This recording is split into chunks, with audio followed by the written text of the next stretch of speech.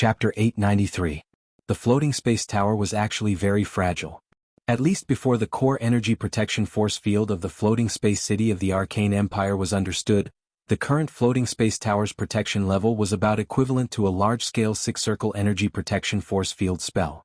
Such a level of protection could only support Soren's full blow in the form of a god. It would only take a few attacks to fight against the Githyanki, and the floating space tower itself would have to withstand the damage. No one could say for sure what parts would be damaged in the process. As for the cost of maintenance, it was naturally high. The earth elemental pool affected the gravity inside the floating space tower. The wind elemental pool affected the air inside the floating space tower. The fire elemental pool maintained the temperature of the floating space tower itself. The current role of the water elemental pool was not very obvious. At least before Gloria and Fallen, which were ready to expand, the water elemental pool did not play much of a role. The four elemental pools maintained the normal operation of the floating space tower in the astral world. In the face of the plundering of the Githyanki, Soren had to ensure that the elemental pool would not be attacked in addition to defeating them. Otherwise, the consequences would be disastrous. The huge astral world fortress gradually approached. After seeing the huge iron lump in front of them, Gloria and Soren's eyes lit up. But the first to speak was Fallen Witch. She said seriously, Mordor City is currently preparing to make steel golems. At present, the steel reserves of Mordor City are not enough to sustain the consumption of a steel golem legion. And now, it seems that a huge iron lump is approaching us. According to the preliminary judgment, these steels are all simply enchanted with astral world materials. If we have them to make steel golems, the strength should be improved by a level. Mordor City lacked steel. No matter how hard Soren tried to strengthen the foundation of Mordor City, some things still needed time to accumulate.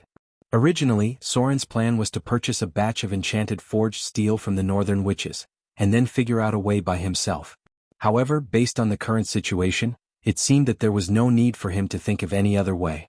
If they could tear down the steel fortress in front of them, it would definitely be more than enough for Mordor City to make a group of steel golems. The Githyanki had quite good forging skills. They wandered in the astral boundary all year round to plunder other creatures, and the materials used to make steel fortresses were naturally excellent. Something must be mentioned here. The steel fortress of the Githyanki was similar to a half-plane. They lived inside with militarized management. In addition to daily plundering, the Githyanki also cultivated food. That was right. Chapter 894. The existence of the magic lock made the Githyanki hesitate for a moment. But there was no way to stop their attack because the Githyanki also understood one thing. That was, at present, no magic lock could operate for too long, and if the magic lock was forcibly activated, it was easy to drain the energy in the elemental pool. The magic lock was originally born from the spell-weaving skills of the High Elves. After the Silver Age, the Ismit period, and the Arcane Empire period, the craftsmanship of the magic lock had gradually become almost perfect, but the larger the magic lock, the greater the consumption. Note: some magic information of the magic lock can be found in Baidu. The magic lock provided more constant magic buffs. Even during the Arcane Empire period, unless it was a floating city controlled by a core arcanist, ordinary floating cities could not use the magic lock to maintain the energy protection force field shield. At present, the magic lock covering the arcane tower provided the following 5 magic buffs: increase resistance, permanent; protection from evil, permanent; blessing, permanent; sharpness, active; and lightness, active. The magic lock was a special domain power. After the perfection of several glorious arcane civilizations, the existence of the magic lock was like a net that was constantly woven by extremely powerful spellcasters to add a variety of functions. At present, the magic lock grafted by the arcane tower was still in a relatively low-level state. It only added 3 permanent magic buffs and 2 large-scale magic buffs that could be activated, and they were basically aimed at demons. If the magic lock of the Arcane Empire period was to be really effective, Gloria and the Fallen Witch also needed to incorporate special abilities such as anti-magic force field, as well as large-scale magic buffs that could be activated temporarily. The most powerful magic lock could even allow ordinary people within range to cast spells at will. But this required a lot of energy. The psionic warriors of the Githyanki have begun to land. Gloria's serious voice sounded. As her voice fell, several openings opened in the steel fortress in front, and then a group of thin and slender Githyanki quickly approached. They relied on psionic armor to move directly in the astral plane, and many of their psionic spells could also allow them to perform short and medium-distance teleportation. Intruders detected. Activate the defense system of the arcane tower. Activate the steel golem. Enter battle mode. A cold mechanical voice sounded. As the Githyanki's landed inside the floating space tower, a door cracked open at the bottom of the arcane tower. Rows of steel golems in the underground storage room were directly activated, and then they walked to the surface of the floating space tower with heavy steps. The defensive power of an arcane tower naturally couldn't be limited to just a few spells. The golems were a very important part of it. There are quite a lot of enemies. Let's get this over with quickly. Soren thought for a moment and felt that it was better not to dawdle with these Githyankis. He directly asked the Fallen can the super magic pulse cannon at the top of the arcane tower fire? Just fire at it. Then I will go in and take down the leader of the Githyankis. The Fallen glanced at Soren and slowly said, sure. However, the reaction of the superconducting Mageforce pulse cannon was huge. I'm worried that we'll alarm these enemies. That was true. The superconducting Mageforce pulse cannon was very powerful, but its movement was also not small. However, the target was so large that there should be no problem in hitting it. Get ready to fire. Soren frowned and thought for a moment, then said in a deep voice, I'll cover. Fire one shot and then pull this astral fortress back. Okay. The Fallen immediately responded. Elemental Legion. In just a short while, the Githyankis had reached hundreds of people. Soren directly summoned the elemental stones that had not been used for a long time. He had never been afraid of the number of enemies. With the raging flames and dull footsteps, a fire elemental elder and an earth elemental elder appeared directly in front of Soren. They were like two walls blocking the path of the Githyankis. Originally, Soren wanted to summon the legendary Dryad. But for some reason he hesitated when he summoned it and finally decided to give up. If he summoned it, Gloria would definitely ask him in the future. How should he explain this kind of thing? Whether it was the process of obtaining the ability to summon the Dryad or the function of summoning the Dryad, obviously he could not tell Gloria in detail. So Soren simply made more moves. Anyway, as a god he had other summoning abilities. If he was forced into a corner, he might as well summon his demon avatar. Form change, divinity power. A golden light appeared in Soren's eyes, and he directly entered the form of the saint and activated his divine power. Then he waved his hand in front of him, and the land in front of him moved directly. In just a few seconds, it formed an earth wall about 5 meters high. The divinity power of form change could not only be used on himself, but also on anything else that was not divinity. Soren's exploration of the divinity power gradually increased over time. At present, the most important thing was to defend against the enemy's first wave of attack and avoid too much damage to the floating space tower. The steel golem is in position. You can do it now. Gloria's calm voice sounded, and at the same time, an unusually bright light gathered at the top of the arcane tower, pointing directly to the astral fortress in the distance. The steel golems formed a line of defense. He could not help but have a playful smile at the corner of his mouth and slowly said, You actually think you can run away from me? Naive. Soren's figure turned into a golden figure. With the ripples of divine power, the nearby space was forcibly controlled by him, and all teleportation channels were blocked at the same time. Space change, divinity. Large dimensional anchor. Chapter 895. Soren's figure instantly appeared inside the astral fortress. The pressure belonging to the gods enveloped all the Githyankis. Since the birth of the multiverse, the gods had always been above all things, whether it was the Mind Stealer Empire, the Silver Age, or the Arcane Age. Although the power of mortals could develop to a certain extreme and enter the peak of the multiverse, in the end, it was impossible to truly stand shoulder to shoulder with the gods. As a consequence of the Mind Stealer Empire, although the birth of the Githyankis avoided the gods, they were still mortals after all. Dear Lord of Shadows. We didn't mean to offend your excellency. We didn't know your excellency was here. We didn't know. The leader of the Githyankis appeared in front of Soren. In the face of a mid-level god, especially when the astral fortress had been sealed, he finally gave up resistance and stammered, We didn't mean to offend you.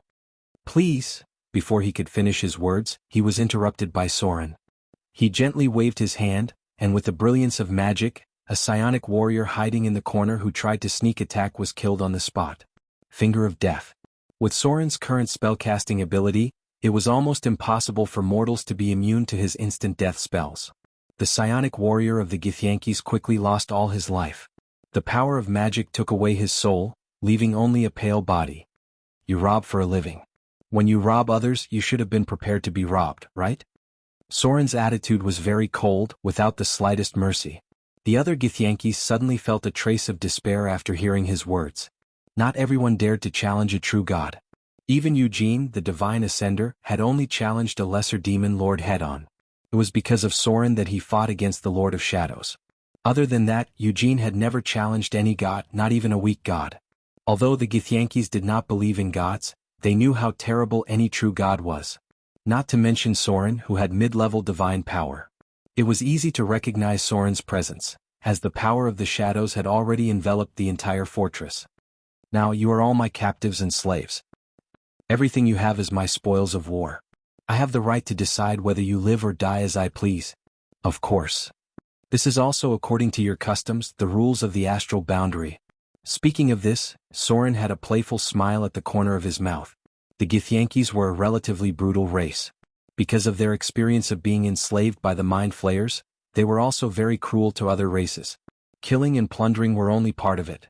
Because of their history of cruel enslavement, the Githyankis liked to use psionic power to control and enslave the minds of other races. They were a group of bandits wandering in the astral world. Soren was the god of the Order faction. He kept trying to call the allies of the Githyankis, the legendary Red Dragon Covenant, of the mortals. Basically, in any Githyanki's astral fortress, there was at least one adult red dragon as an ally. The astral fortress in front of him had 3 adult red dragons as allies. When they encountered a powerful enemy, the leader could use the power of the covenant to summon them to help, and part of the wealth obtained from plundering would be shared with the evil red dragons. There was no response from the covenant. Even though the leader of the Githyankis kept calling, no red dragon responded to his call. This group of evil and cunning dragons had betrayed the ancient covenant. After discovering that the enemy was a god, and a god with mid-level divine power, none of the 3 red dragons who had signed the covenant chose to help them fight. Because coming over was just a suicide mission. Soren was also waiting. In fact, he had been waiting for the leader of the Githyankis to resist him. This astral fortress was not very big, so the space for a red dragon to move in was very small. This meant that the Red Dragon Covenant of this race existed as a contract, instead of directly raising the red dragon inside. He was waiting for the other party to summon a red dragon. A Githyanki's fortress had a lot of wealth, but if he could kill a dragon along the way, it would naturally be a good thing. There were fewer and fewer dragons in the material plane. Most of the dragons lived in Dragon Island and Dragon Kingdom. Even the gods would easily enter because it was the territory of the dragon god. If the leader of the other party could summon a few red dragons, Soren would be able to make another fortune. Unfortunately, it seemed that the cunning red dragons knew about the existence of Soren. He waited for so long, but he did not see any signs of resistance. The Red Dragon Covenant could not summon allies to help. The leader of the Githyankis gave up resistance because of despair. Soren's plan seemed to have failed. It should be related to him exposing the power of the divine spark too early. These red dragons were all too scared to come. Although these Githyankis were captured, how to deal with them was also a problem. This race was born with psionic power. As slaves, they must be controlled by very powerful creatures such as mind flayers. The high priest should have a way. However, before they were branded as slaves, he was afraid that some shackles to seal their power would be prepared first. Great Shadow Lord. After really confirming that the Red Dragon Covenant had failed, the leader of the Githyankis finally completely gave up the hope of resisting Soren. However, he still didn't want his people to lose their freedom, so he walked to Soren with a bumpy mood and humbly lowered his head and said, "It is our fault to offend you. According to the rules of the astral plane, as losers, we should become your captives. However." Chapter 896. The words of the Githyanki leader seemed to have poked Soren's weakness, and he could not help but hesitate. The ancient god's corpse. This was an existence that many people knew about, but they might not have the chance to encounter it. Even during the Avatar crisis, many gods liked to wander in the astral world, but the probability of encountering the ancient god's corpse was much lower than encountering abominations, astral beasts and centimanes. Even the gods did not know where the boundary of the boundless astral world was. Perhaps only those with great divine power could see different things beyond the boundaries of the multiverse. In terms of probability, the Githyanki, who had been wandering in the astral world all their lives, had the highest probability of encountering the ancient god's corpse. There was such a passage recorded in the Pantheon. At the beginning of the multiverse, the demons came uninvited. From then on, the war between order and chaos began. The first ancient gods and demons fought in the Pantheon. At that time, the demons of Orbis had not been born, let alone the current demons of Tana-Re. In the long battle, countless ancient demons died, but there were also the first ancient gods of order who fell, and their corpses stayed in the astral world. After thousands of years, they did not decay and disappear, but they were shrouded in a special power that floated in the astral world forever. Do you really know where the ancient god's corpse is? Soren frowned and stared at the Githyanki leader in front of him. For him, the value of the ancient god's corpse was indeed much higher than that of a group of slaves. If the other party really knew where the ancient god's corpse was, then it was not a big deal to give them freedom. Yes. The Githyanki leader nodded and said in a deep voice, "I swear in the name of the silver blade of Githyanki." It seemed to be true. When the other party spoke, Soren cast a spell to detect lies. This was a very simple choice. Soren quickly made a decision and said, "Okay. As long as you tell me where the ancient god's corpse is, I will give you freedom." As a god of the Order camp, Soren's promise was more important than that of other gods. However, the Githyanki leader was still very careful. He said cautiously, "It's not that I don't believe you, but this is related to the safety of the entire clan. I still hope that you can draft a contract." It seemed like he was a guy who knew the market. He knew that negotiating with an evil god was like signing a contract with a devil. Such a contract was obviously much more effective than an oral oath. Soren didn't have any questions. With a wave of his hand, he drew up a contract and handed it to the other party. "Take a look. If there's no problem, then leave your spiritual imprint." The leader of the Githyankis carefully looked at it several times before carefully leaving a spiritual imprint. Chapter 897. That was the reality. As an evil god, Soren didn't hesitate to cheat the leader of the Githyankis, but as the leader of the Githyankis, he also didn't hesitate to cheat his own people. After Soren ordered the steel golems to gather the captives of the Githyankis, the leader of the Githyankis, named Karnost, didn't hesitate to sell all his people. According to the contract he signed with Soren, he couldn't mention anything about the ancient god's corpse. Otherwise he would violate the contract and be punished by Soren. So, in the mouth of the cunning Githyanki's warlord named Karnost, he became a great hero who saved his people. Because he accidentally angered a terrible evil god, the entire Githyankis became lowly captives. And at this time their brave leader stood up. Not only did he dare to face the terrible evil god Soren, but he also dared to bargain with him. In the end, he relied on his glib tongue to persuade the terrible evil god. He made him agree to give all the Githyankis freedom in exchange for enough offerings and ransom in the future to satisfy his greedy and endless desires. Soren temporarily left after releasing these Githyankis. The whole venue was given to Karnost to perform. This guy's acting skills were definitely at the level of a movie king, and his ability to deceive and coax was also first class. He forcibly distorted the whole process. He changed himself from a stupid leader who made a wrong judgment and caused his people to provoke Soren to a wise, brave, and decisive person. When the whole race was close to destruction, he relied on his own strength to persuade the terrible evil god. He negotiated with the evil god with enough rewards in the future and finally persuaded him to give everyone freedom, and even took back their astral fortress from the evil god. Of course. As for how terrible the debt the whole race owed, the clever Karnost only mentioned it a little. Anyway, it was just that bad. If it really didn't work, they had 10, 20, 30, or 50 years to pay it back. The Githyankis relied on plundering for a living, and there were many valuable mineral wealth in the astral world. With the power of a race, they could always pay off the debt owed to the evil god. No matter what. Karnost, the leader of the Githyankis, used his own means to maintain his position, and at the same time, his reversal of the situation inadvertently increased his reputation. Soren had no objections to this. He only wanted benefits that he could see. As for what Karnost used to confuse his clansmen, that wasn't something he should ask. Since the contract had been completed. Now it was time to fulfill his promise. Soren commanded the steel golem to enter the treasure vault of the Githyankis, and then moved out all the valuable things inside. According to Karnost, this wealth was used in exchange for their freedom. As for the debt, it was the ransom for the astral fortress. Chapter 898. Outer Islands, Mordor City. When the floating space tower returned to Mordor City, it attracted a large number of citizens. As a resident of Mordor City, one must have a strong enough heart and the ability to accept all kinds of new things. The sudden disappearance of the floating space tower attracted the curiosity of many citizens, and when the floating space tower returned, many people came to watch. Recently, the changes in Mordor City were too great. It could be said that it was changing with each passing day. The lighthouse in the port area recently had some airships attached to huge balloons. For the residents of Mordor City, they would not be surprised if the whole city flew into the sky one day. Well, the guide to life in Mordor City had already told them to learn to be used to new things. The Githyanki's inventory was very rich. Gloria and Fallen, which needed some time to sort it out, and Soren also needed to conduct a second study of the war chest Bitwall, which was a large-scale killing trial. If this thing could be popularized, Soren's current power of faith could increase by about 30%, and if it could be popularized on a larger scale in the future, then Soren's harvest would be very terrifying. It could be said, no god could recover divine power value as fast as Soren.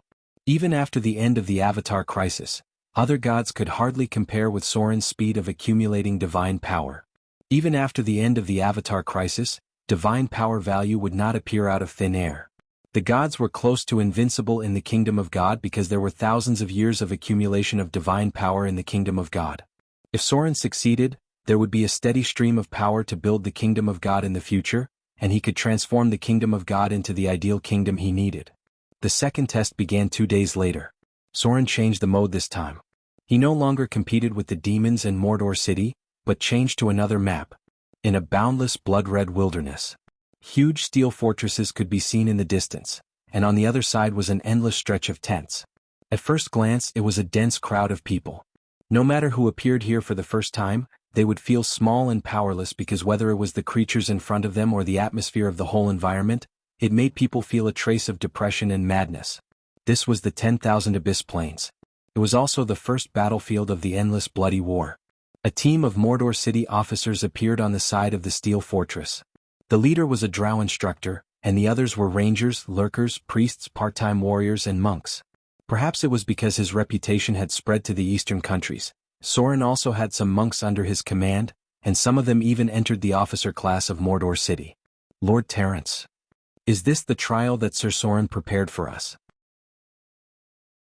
As the representative creatures of the chaotic evil alignment, there was never a shortage of hot-tempered demons among the demons. Therefore, this elite pirate was unsurprisingly attacked by a berserk demon. Before the battle began, they had already received an attack from their allies. What was even more speechless was that the demon captain did not have any intention of stopping it. Instead, he watched with interest as the berserk demon attacked them. What kind of bullshit army is this? Old Shark, who was obviously the strongest among the elite pirates, cursed.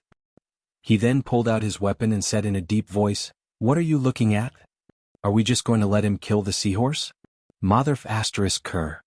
So what if you're a demon?" The pirates of Mordor were also a group of hot-tempered people. They had followed Soren through countless battles. Although they were still a little weaker than demons, they were not so weak that they did not even have the courage to fight back when attacked by the other party. A group of pirates surrounded the berserk demon and started to fight. The battle didn't last too long. Even when the berserk demon was killed, the demon captain didn't seem to have any intention of stopping them. After they stopped, the demon captain walked over with a strange smile and said in a deep voice, "Your strength is passable. Although you are not as good as the demon mercenaries, you can still bring a little trouble to the demons. Come. Drag this down and give it to the dretches." Ahezru carried the demon's body with one hand and threw it directly to the dretches behind him. Then the dretches swarmed up. The scene was very bloody. Several elite pirates raised their eyebrows when they saw this. They were all people with blood on their hands, but this kind of scene was still rare. They also had a little more real understanding of the ferocity of demons. "You five. I'll give you a small team of dretches. Your task is to go through the trench from here and snipe the demon's mercenaries." As the captain, the Vrock seemed to be in a good mood. He said in a deep voice, "As long as you can kill the demon's mercenaries, you will have completed the mission." The scene quickly changed. According to the specific trajectory, both sides triggered the core mission of the trial. Although no one triggered the hidden mission, which made Soren a little disappointed, this was also a very normal thing. After all, the trial participants were natives, and it was difficult for them to have the various ideas of the adventurers in his previous life. The next thing was very simple. About 10 minutes later, the devil's mercenaries and the demon's mercenaries encountered each other. The battle broke out. The elite pirates, led by the old shark, were obviously stronger individually, while the officer class, led by the drows, had more organizational ability. The two sides kept fighting back and forth. Send people to secretly monitor the movements of their church, but don't miss any important information. The rogue replied, yes. The next moment, the high priest appeared in Soren's study. For the sudden arrival of the high priest, Soren raised his head in confusion and said, "Is there anything important?" "My lord." The high priest bowed and said, "We have found the traces of the Maiden of Pain, Lorita. She and her church are hidden in Talon City." Finally found. Soren was delighted when he heard this and then said in a deep voice, "Keep an eye on them. I'm sending people to the continent now. It's time for a hunt." Soren had been looking for the Maiden of Pain for some time. This evil goddess was very cautious. Even though Soren controlled a large number of rogues, he only found important clues now. Soren thought for a moment and said, "Let's not alert the enemy first. I'll personally head to Talon City tomorrow and send someone to deliver the news to the Princess Royal of Arendelle. The Maiden of Pain and the Maiden of Winter are allies. I'm sure she'll be interested in eliminating the enemy's ally." Chapter 901. A quiet night breeze blew through the garden. In a magnificent hall, a strange sound could be heard faintly. It seemed to be a suppressed and painful groan, but it also seemed to be a whisper of joy. In this strange sound there were also some sharp sounds like slapping. There were two heavily armed guards outside the door, but they were obviously a little absent-minded at the moment. Occasionally they would peek into the hall secretly. When a rather scantily dressed maid came out with a plate, the guards even reached out and touched the maid's buttocks with a smile. The scantily dressed maids were not angry that they were taken advantage of. Instead, they smiled at the guards and then walked quickly to the kitchen. The host and guests inside should be finished soon. They must prepare some snacks and food. After all, it was quite tiring to play with the waiters inside. In the shadows not far away, the ugly monkey silently watched everything in front of him. Next to him was another half-elf. There was a scar on one of his eyebrows, which completely destroyed the half-elf's delicate appearance and added a bit of fierceness. These nobles are quite good at playing. Nothing in the hall could escape their eyes. The half-elf lowered his voice and said, "A high priest, 3 presiding priest attendants, a high-grade knight, and a few others are not up to standard. Shall we do it now?" The ugly monkey glanced at him and whispered, "Wait a little longer. The goddess of abuse, Lorita, is just a god who can't be seen in public. All she does is play with people's hearts. Let's wait until their ceremony is over."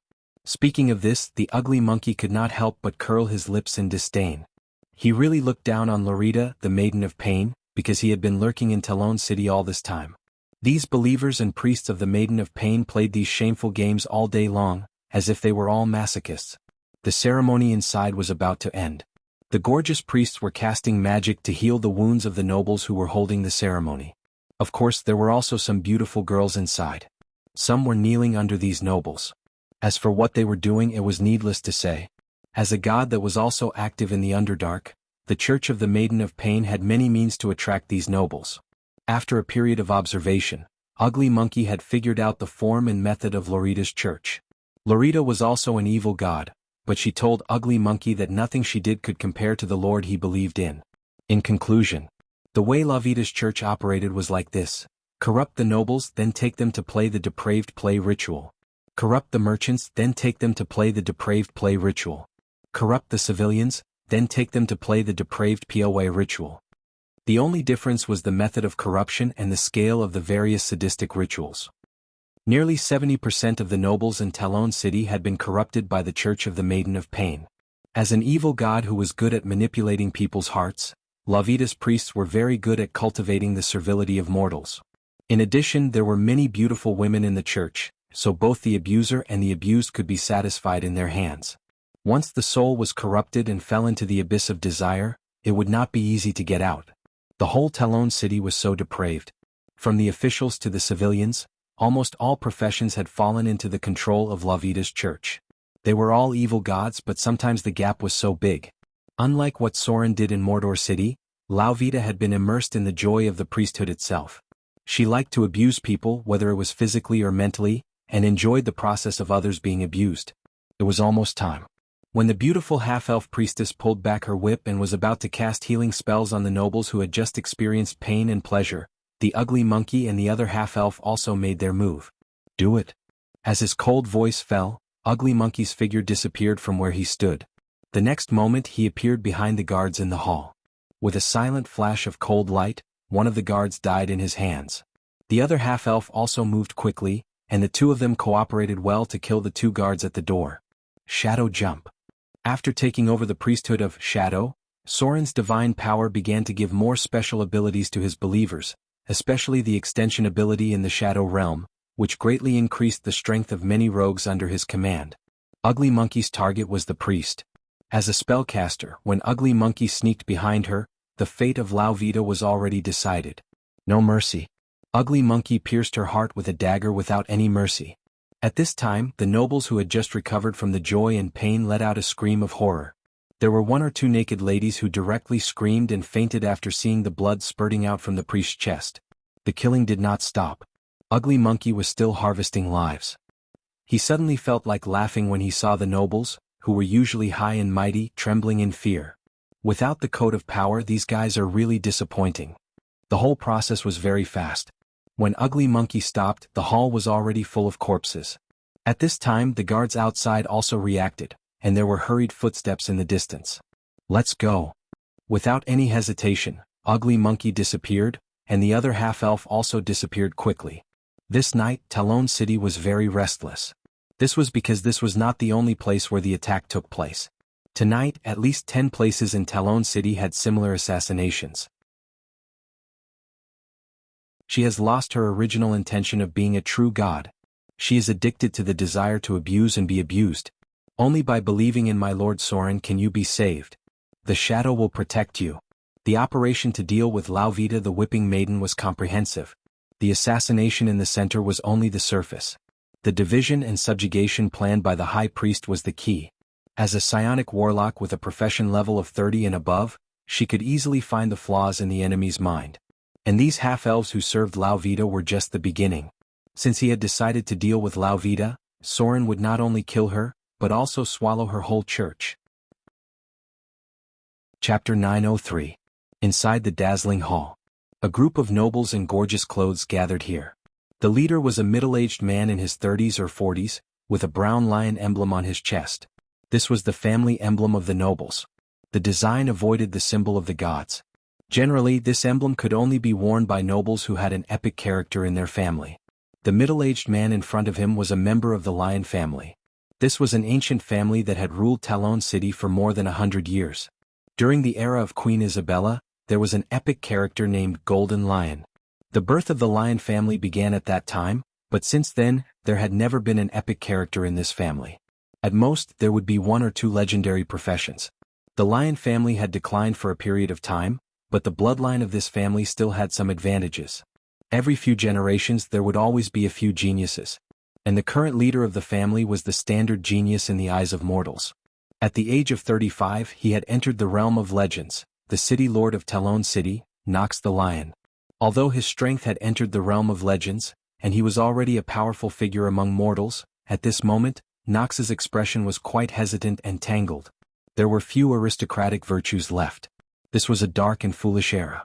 Everything that Sauron had seen and encountered in Amber City would also appear in Talon City, and it might even be worse than it was in Talon City. The glory of the Lion family had been gone for a long time. Although there was a legendary character in these years, there was no doubt that the virtues of the Golden Lion had not been passed on to his descendants. Nox was a noble lord in the lawful evil camp. His cruel rule had always exploited and oppressed the civilians in Talon City. He let the Church of Torture grow stronger in exchange for some gifts from the gods. He even secretly executed several paladins who dared to meddle in other people's business and questioned his rule. If there was no outbreak of the Avatar crisis. With Nox's legendary strength, his rule in Talon City would continue for hundreds of years.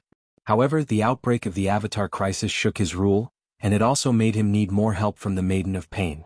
He thought that with the protection of a god, he would be able to survive this crisis safely. But never had he imagined that he would have an even more terrifying enemy because of this. Shadow Lord, Soren. The mysterious assassins had already turned Talon City upside down. These people were secretly supported by the Thieves' Guild. So far, they had not obtained many clues. City Lord. An old man with a plump face stood up and said, Things can't get any worse. Now the entire Talon city was in chaos. We have to find a way to stop this. More than 10 nobles have been killed so far. Maybe we should take some revenge on the murderer. This is Sir Finley. He used to be a high-ranking knight, but now he had become a pot-bellied fatty. The fall of Talon city had caused the nobles to indulge in pleasure. More than half of the nobles present were overweight. Even Knox had become much fatter because of the luxurious indulgence. An idiot who doesn't know who the enemy is. Knox thought so in his heart, but he did not say it out loud. Instead, he slowly said, "The situation must be controlled. But more importantly, we must choose a side in this matter." There was no lack of smart people present. The nobles were all a little scheming. And they were proficient in politics, so they naturally knew what the city lord was talking about. "I think we should stand on the side of the goddess of torture. Her church has a closer relationship with us and Mordor city is far away. They may not win this battle." A nobleman who looked like he had drunk too much said. What he did not say was that the goddess of torture's church had a lot of information on him. If these things were announced, he would be hanged for what he had done. At this time, he had to stand on the side of the goddess of torture, and there was no other choice. "I think the goddess of torture's chances of winning are very low." This time it was a young noble who spoke. He vaguely looked like a half-elf. There were many half-elves on the continent, and the number of hybrids was not small. In many cities that were ruled by evil, female elves were considered expensive private property. Under such circumstances, it was possible to give birth to a half-elf descendant. This noble was called Telano, and he was the illegitimate son of a half-elf. For an illegitimate son to inherit the title, he must be ruthless enough. Although the other nobles looked at him with a trace of contempt, no one refuted him. This meant that he had the power to deter others. However, although most of the nobles did not speak at this moment, a burly figure sitting on the side sneered, "Telano, you despicable patricide. Are you ready to bow to the enemy so soon?" Patricide. This was a message from Talon city. It was said that Telano inherited the title by poisoning his father with his own hands, but no one could prove this matter. It was only spread among the nobles as a message. Clang. Hearing these harsh words, Telano pulled out his long sword in an instant and said angrily, "Nordente, shut your stinking mouth, or you'll never be able to speak again." In an instant the atmosphere became tense. "Enough." As the city lord, Knox shouted and then said, "Today's meeting ends here. Nordente, you stay, the others go back first." In this case there was no room for discussion. The nobles of Talon city were not united enough. Knox felt that it was better to leave a close noble behind to discuss in secret. The half-elf illegitimate son named Telano glared at the burly man in the dark and left with his entourage. He had been adventuring on the continent in his early years and had a group of decent outlaws by his side. Even Knox didn't want to make things too awkward with him. The group of nobles retreated. However, some of them did not leave the city lord's mansion but went directly to the backyard. These were Knox's trusted aides. The Shadow Church came aggressively. Most of the nobles of Talon city had a close relationship with Lorita's church. At this time they were obviously more familiar with Lorita than the Shadow Church that they had never met. The night sky was dark. The nobles who stayed did not leave until very late because they could not think of a better solution. Knox rubbed his forehead tiredly. He felt that the situation was very tricky because as a secular noble, it was very uncomfortable to be involved in the struggle between two god churches. Not good. Not good. A panicked voice came. Knox stood up and said angrily, "Why are you panicking?" A man dressed as an official staggered in and then said in a panic, "City Lord." Not good. Telano rebelled. He has led people to attack the warehouse. He is now attacking the city defense. Many guards have been bribed by him to rebel. Rebel? In an instant, Knox woke up with a start. Recalling Telano's resentful eyes when he left, he suddenly felt a chill in his heart and said in a deep voice, "How many people do they have? Immediately gather the other nobles and follow me." The man dressed as an official stammered, "Many. Many troops." Telano found many reinforcements from God knows where. These rebel troops are all flying a black flag. Ignoring the stammering official, Knox immediately rushed out with the others. As soon as they went out, they saw the flames in the distance. Many places in Talon city were on fire, and they could vaguely hear mournful cries. Further away there was the sound of troops gathering and some dull loud noises. They did not know what was going on. "City Lord, don't worry." The burly noble named Nordente frowned and looked at the flames, then said, With Teleno's strength, even if there are reinforcements, there can't be many of them. I think he is trying to confuse us. Let me bring people to catch him and bring him to you. Chapter 904. The entire Talon city fell into chaos. Ordinary people locked their doors and windows and looked at the army gathering outside in horror.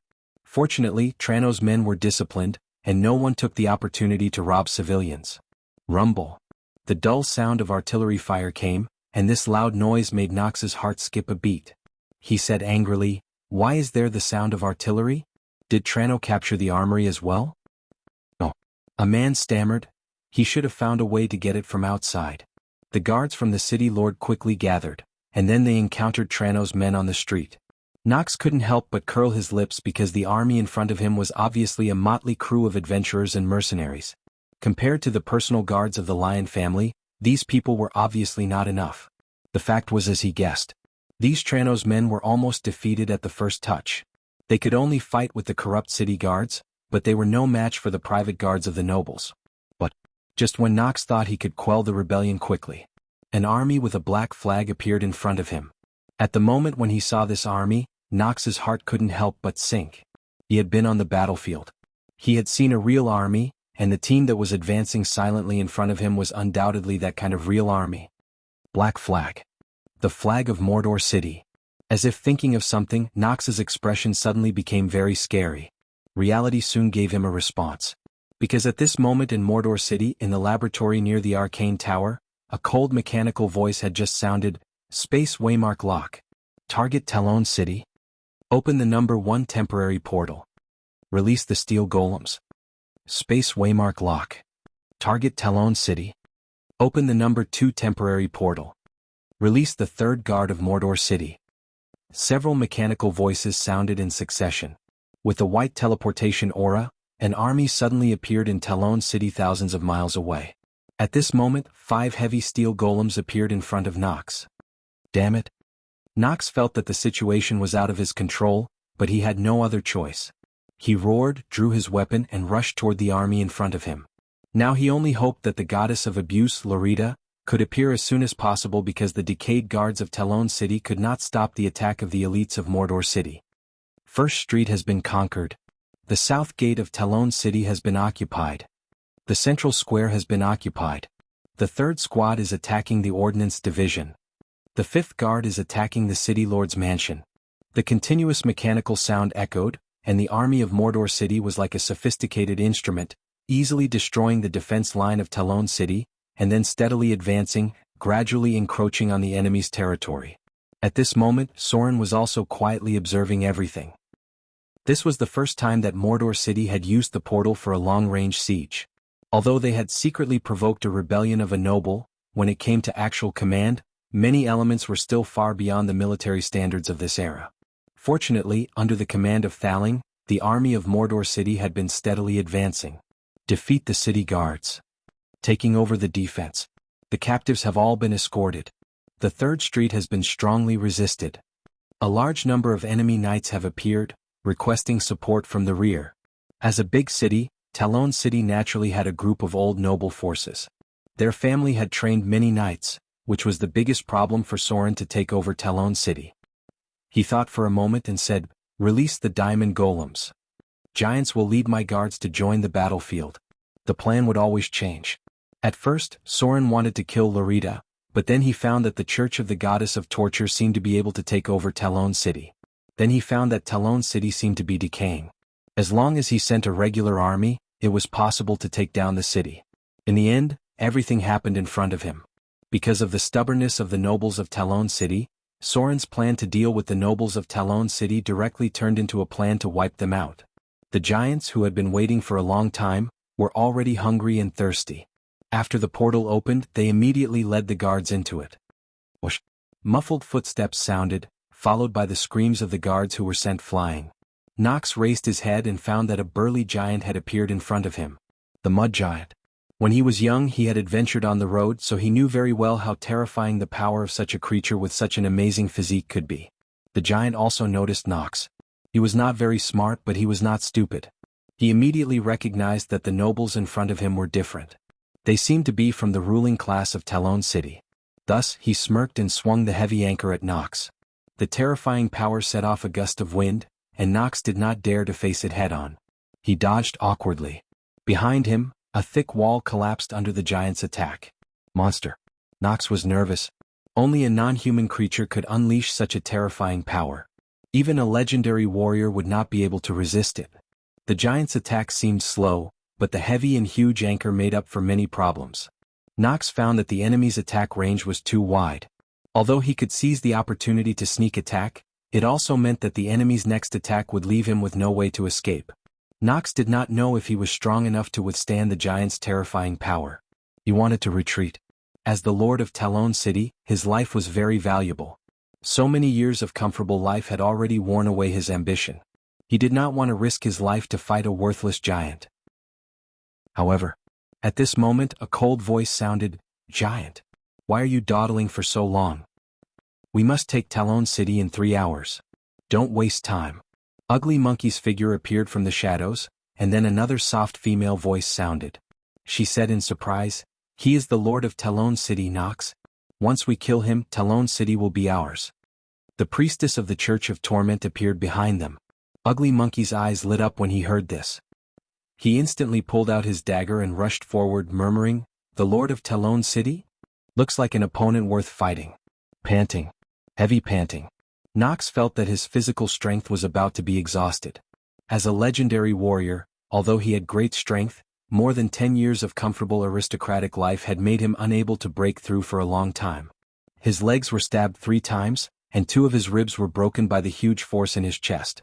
He knew that he was about to die. The battle in Talon City was about to stop.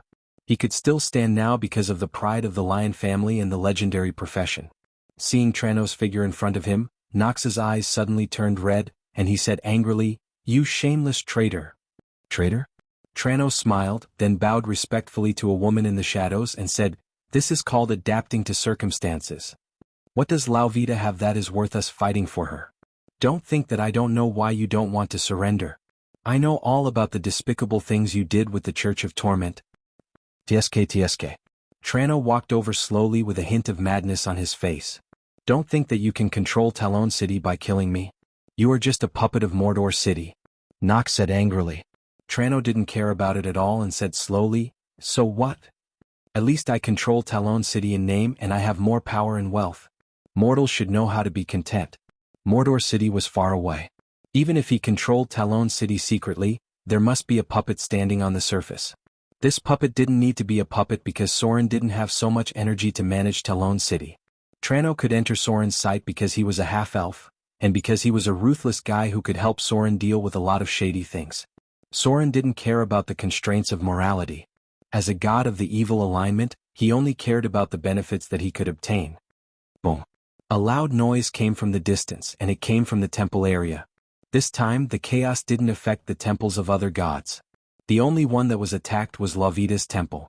At this moment, a dazzling light appeared on Lauvita's temple. The figure of a goddess could be vaguely seen. Nox suddenly laughed and said crazily, "Lauvita has arrived. You guys are all going to die." "Is that so?" Trano smiled. Then he slowly said, "My lord has been waiting for him for a long time." Almost at the same time, just as the dazzling light appeared above Lauvita's temple, a golden figure also appeared above the great temple of Mordor City.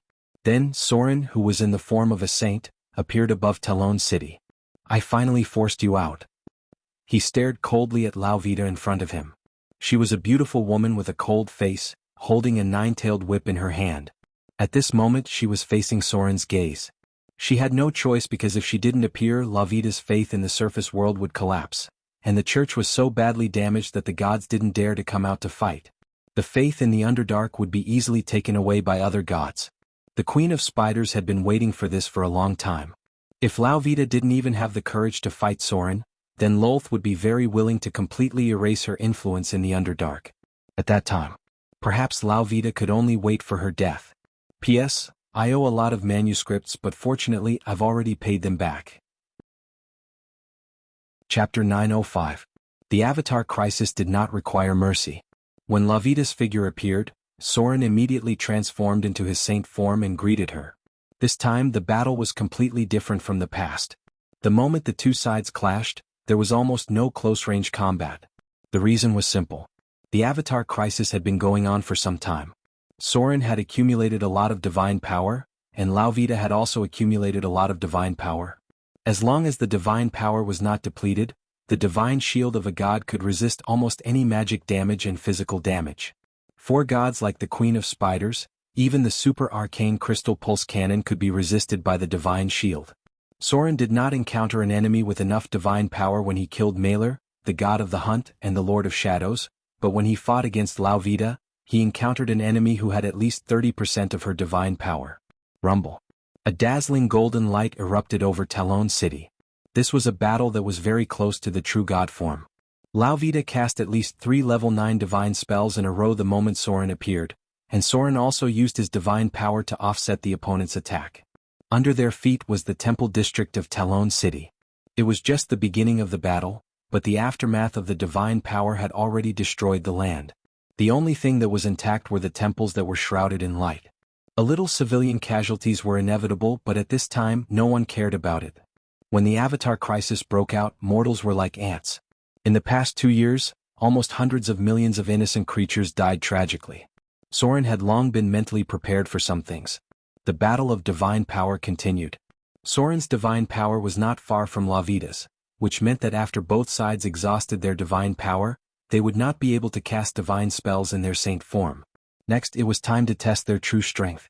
The strength of a god was not only determined by their own divinity level and divine power, but also the most basic profession level and comprehensive strength. During the Avatar crisis, no god could squander their divine power points without limit. After fighting against more than 10 level 9 divine spells, their divine power points were running low. Soren stopped casting divine spells, while Lauvita activated her divine shield. They could only use the remaining divine power points to defend themselves. Any extravagant actions could cause both sides to be unable to defend against a single fatal attack. At this moment, Soren finally saw Lauvita's appearance. A very beautiful and cold young woman. This should be Lauvita's original form, a cruel and merciless beautiful woman. She was like a flower with poisonous thorns, not minding taking the lives of others. Shadow Lord Soren. Lauvita's voice was unusually calm as she said calmly, "I don't have any grudges with you. I don't understand why you're targeting me." Soren looked at him quietly and said slowly, "Is that so? In this calamity we have no choice. You are blocking my path forward. That's all." Lauvita fell into silence. In fact, her question just now had no meaning, because an evil god almost didn't need any legitimate reason to deal with someone as long as there were enough benefits. She was like this. Soren was like this too. Almost all evil gods were like this. Lauvita didn't speak again, but waved her 9-tailed whip and rushed up in an instant. She was not a spellcaster. Lauvita, who was in charge of pain and torture, was a very good fighting god, so even if she faced Soren head-on, she didn't feel afraid. Shadow Realm. Tracking Realm. Crafty Realm. The power of realms was spread out, and the role of the gods' accumulation of priesthoods and realms was reflected in this level of battle. The more powerful the realms and priesthoods that any god had, the more obvious the advantage in this kind of battle. Soren's priesthoods and realms instantly suppressed Lauvita's power, directly forming a suppression on immunity. Epic divine power. Soren's figure was accompanied by a silver-white stream of light, and he could sneak around freely within the range of the Shadow Realm. Lauvita's priesthood strengthened the pain that Soren suffered, but it was nothing to his will. With the power of an intermediate god against a lesser god, it was already suppressing. As long as the battle continued like this, Soren's victory was only a matter of time. However, any victory would not come so easily. Just when Soren was suppressing Lauvita to the point where she could not raise her head, a rotten smell suddenly filled the night, and then the army from Mordor City had a dark face. Some people with weaker physiques almost died instantly. Be careful. These gases are poisonous. Priest. Hurry up and disperse these poisonous gases. Everyone gather around the priest. Panicked voices sounded.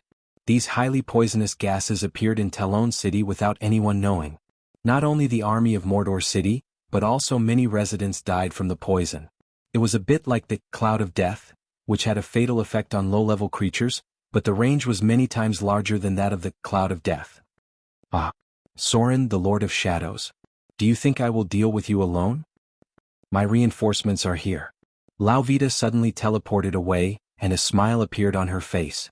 In just a short time, hundreds of people died in the army of Mordor City, almost all of them died from the poisonous gases. At the same time, some figures of Droll appeared in Talon City. The Witherers. The Droll represented the fall and corruption, the evil believers who served the Lady of Poison. These Witherers summoned rotten vines and plants, and appeared in the dark to attack the army of Mordor City. There were also traces of lizard men. The Lady of Poison, Talona? Soren's figure stopped in midair. He looked into the darkness, where there was a rotten and gloomy divine breath. He said with a blank expression, "It seems that I guessed right. But do you think you can defeat me like this?" The Lady of Poison, the Lady of Disease, the Mother of all plagues, Talona had many titles that made mortals afraid. She was often described as a haggard old woman with various religious tattoos on her face. Wherever she went, misfortune and suffering would inevitably follow. Her heart was like that of a headstrong and greedy child, but trapped in a shell that had once been beautiful but was now ravaged by disease and age. A poor god who had been corrupted by her clergy. This was why Soren had always paid attention to his own will. Talona was a typical god who had been controlled by her clergy. Even her body had been corrupted by the clergy of poison and disease. Talona used to serve the god of slaughter, Baal, together with Lauvita. Soren's calmness made Lauvita feel a little uneasy. Two weak gods could kill Soren, but Soren's calmness at this moment meant that he didn't care. A gust of cold wind appeared. Without any warning, the temperature of the entire Talon city began to drop gradually. It was already the 4th or 5th month of the year, but Talon City, which was located in the south, seemed to have entered the cold winter season all of a sudden. A gust of wind with snow and ice raged, blowing away all the poison and gas. Amidst the dancing snow and ice, the figure of the Princess Royal slowly appeared in Talon City. She had been here for a long time. It was just that Soren didn't signal her to do it, so Princess Royal didn't show up. When the plot of the Lady of Poison emerged, the time for Princess Royal to show up had also arrived. The cold wind blew away the haze of death, and the ice and snow turned the Witherers into crystal ice sculptures. Arendel's Queen of Ice. Lauvita's face suddenly changed. The goddess of torture paid a big price to persuade Talona to help her, but the appearance of Princess Royal directly destroyed her plot because she was a mortal comparable to a god. Arendel's Queen of Ice, a mortal who inherited the power of the goddess of the north wind and snow. Almost all gods knew that she was a very difficult enemy to deal with. 2 against 2. In this case, her chances of winning were not very high. Soren's expression was very calm. It was not the first time he killed a god, and he knew very well that he couldn't make any mistakes when dealing with any god. It was best to go all out. "It seems that you don't have a backup plan." Soren looked at Lauvita in front of him and said slowly, "Then it's my turn." Dimensional lock. A force sealed the surrounding space and at the same time, accompanied by the light of teleportation, Gloria, Fallen Witch, Vivian, and the High Priest all appeared in the sky above Talon City. This was an important actual combat, and blindly protecting them was not enough. Soren also wanted to let them try to deal with a god-level enemy, so that they could understand how powerful a true god was. A huge portal appeared. With a strange silver-white halo, the whole Talon City was shrouded in the magic lock of the arcane tower. This was the second generation of magic lock, which integrated the characteristics of the astral sand into the magic lock. A dark and broken warship appeared under the night sky. The ghost ship, Dead Man's Voice, appeared silently and immediately headed towards the believers of the goddess of poison. The corrupted Witherers continued to bombard them, but there were still a lot of enemies. The believers of the goddess of poison greatly made up for the enemy's strength. However, the balance of the battle was still tilting towards Soren's side, because with the magic lock of the arcane tower covering the whole Talon City, the power of the field had been added to the army of Motor City. The magic lock's protective field. This was Soren's trump card to deal with the Blood War Legion, and today was the first large-scale practical test of the magic lock's field. Chapter 906. The goddess of poison and the goddess of torture once served the god of slaughter, Baal. Soren knew from the beginning that dealing with Laurita would not be as simple as dealing with the god of the hunt, Malor. It might even be more troublesome than dealing with the god of shadows. Because according to Soren's worst-case scenario, when dealing with the goddess of torture, Laurita, it was possible that the Lady of Night, Shar, would come out. Laurita once served the Lady of Night, but with the resurrection of the god of tyranny, Ban, she returned to the command of the 3 gods of death and became Ban's subordinate. Later, Ban died under the conspiracy of Sirik. The goddess of torture once followed the Dread Lord, but later she wavered between the Dread Lord and the Lady of Night. The battle on the ground became more and more intense. It could be seen that this time Lorita, the goddess of torture, was desperate because the army of Mordor had encountered the Drows from the Underdark, which meant that Lorita had even sent out the believers of the Underdark. The goddess of poison did not put in all her power, but there were also a lot of witherers and fallen droll in Telone City. They were good at using disease spells, and almost all the weapons of the believers were smeared with poison, which put a lot of pressure on the army of Mordor, especially the priests who could only cast healing and detoxification spells with all their strength. "Leave this to me." Gloria's figure floated in the air, and 72 tarot cards kept flying around her. As a legendary witch with the full support of Mordor, her equipment and strength were even stronger than high-grade legendary wizards. At this moment, Gloria was the main force against the Witherers, and the Fallen which was casting slightly forbidden spells to eliminate the droll who served the Lady of Poison. Because the goddess of poison was in charge of poisons, she also had a group of assassin followers under her command. The rogues from Sauron were fighting with the other side, but at the moment they did not have much of an advantage. The rogues who believed in Sauron had more powerful shadow abilities and stealth abilities, and almost all the assassins who served the Lady of Poison were good at using deadly poison. In contrast, at this moment the casualties in Mordor City were greater. The scope of the battle between the gods was very large, and there were not many intact parts of the temple area. Princess Royal was fighting against Lady of Poison at first, but after a few minutes she appeared beside Soren and said, "Change. Leave this to me." Soren didn't know why at first, but when he saw that Princess Royal's face was a little pale, he didn't think too much about it.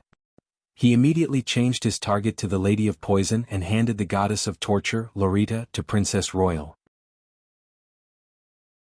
The Lady of Poison was a deity with an ugly and ferocious appearance because her divine title had corrupted her body. After approaching the Lady of Poison, Soren knew why Princess Royal wanted to change her opponent. A malicious and decaying domain power enveloped him. As Soren approached the Lady of Venom, a row of data popped up in front of his eyes. Affected by poison domain. Triggered a mandatory immunity test. Constitution immunity test passed. Will immunity test passed. Within the range of the poison domain, you will receive 3 poison corrosion damage per second. Affected by disease domain. Activated a mandatory immunity test. Constitution immunity test passed. Will immunity test passed. Within the range of the disease domain, you will receive 3 poison corrosion damage per second. Soren almost passed all the mandatory immunity tests. But the problem was that even so, after he got close enough to the Lady of Poison, he would constantly receive damage from the other party's divine title domain. It was almost ignored and immune to nearly 6 negative damage per second. No wonder almost no adventurers wanted to kill her during the Avatar crisis. And this was because Soren passed the other party's immunity test. If he didn't pass, the damage of the divine title domain that the Lady of Poison could create would be even more amazing. There was no doubt about it. Princess Royal's immunity was not very high. As a female spellcaster, Princess Royal's immunity tests were much worse than Soren's. This was also the reason why she asked for a change of opponent. As a warlock with relatively low HP, if this battle dragged on for too long, she might be killed by the Lady of Poison. But for Soren it was much easier because not only was his resistance high enough, but he also had a very strong burst ability. The Lady of Poison's domain was not very difficult for him to deal with. Telona's once beautiful body had been corrupted by her divine title. Her face looked like it was infected with leprosy, and there were strange abscesses and swollen lumps on her body. This was rarely seen on other gods, and the meaning it represented was naturally extraordinary. First of all, Telona could not control her divine title at all. The power of these 2 divine titles had suppressed her body, turning a god's body into this appearance. Secondly, the divine domain of poison and disease was much stronger than what they had shown. It was definitely not just a divine domain of lesser divine powers. It might even be a divine domain of intermediate divine powers or greater divine powers. It was precisely because of this that Telona's body was corroded by the divine domain. The divine title of poison was a little better. But according to Soren's judgment, the divine title of disease should not be a low-level divine title, it was very likely to be a mid-level divine title or above. This was because diseases contain too many things. There was once a mid-level divine title or above that of the goddess of pestilence. In order to replenish her divine power, Talona had once released a plague. This allowed her to gain more hatred from the goddess of agriculture, but it also allowed her to recover a lot of power. Facing Soren in front of her, the Lady of Poison was not afraid because in her view, Soren would never be able to get rid of the brand of a new god. Even if the divine title was lower than Soren's, Talona believed that she had a high chance of winning. But after the first tentative fight, the ferocious Lady of Poison in front of him suddenly opened her mouth and spat out a strange insect. The ground under her feet was quickly contaminated and turned into a land full of poison. All the plants around her quickly withered and died. This was the power of her divine title. The diseases that Talona was in charge of not only included intelligent life, but also all animals and plants. It was because of this that the goddess of earth and the goddess of agriculture hated her very much. The dark green poison quickly spread. Even the stones under her feet were quickly corroded, and the strange insects spat out by the Lady of Poison turned into a black cloud and quickly rushed toward Soren, completely enveloping him from all directions. An inexplicable sense of crisis. Soren felt a strong sense of danger from these strange insects, and his divine sixth sense made him realize that these insects could even kill him. Chapter 907. The sixth sense was a very powerful ability. It could give the user an amazing intuition of danger, and when the crisis of death was approaching, the user would also have a strong sense of danger. Poisonous insects were everywhere. They didn't know what kind of strange things they were, but they seemed to be a kind of magical creature. Spells and flames couldn't kill them all at once. The sense of crisis was getting closer and closer because these insects were too small and there were too many of them. Soren had no place to dodge at all. Brother, be careful. There was only one person on the battlefield who had a strong sixth sense, and that was Vivian. The little girl was keenly aware of the danger and directly teleported closer and cast a legendary spell. Time stop. The flying insects suddenly stopped in midair. Although they were magical creatures of the gods, there was no way for them to be immune to the effect of time stop. Good chance. Soren realized that this was a once-in-a-lifetime opportunity. Vivian's temporary help gave Soren a chance to attack. The goddess of poison, Talona, was a god who did not use weapons. Her full name was the Goddess of Poison and Disease. Her weapon was the rough hand, which was the legendary barehanded attack. Because she was in charge of diseases and poisons, Talona's hands could automatically trigger various diseases and toxins when they came into contact with the enemy. This ability was very fatal to mortals. With the power of her realm, even thousands of professions could not necessarily kill her. However, for Soren, who had amazing resistance, once he closed the distance and attacked Talona with her bare hands, she would be a lamb waiting to be slaughtered. Shadow Strike. Simulacrum.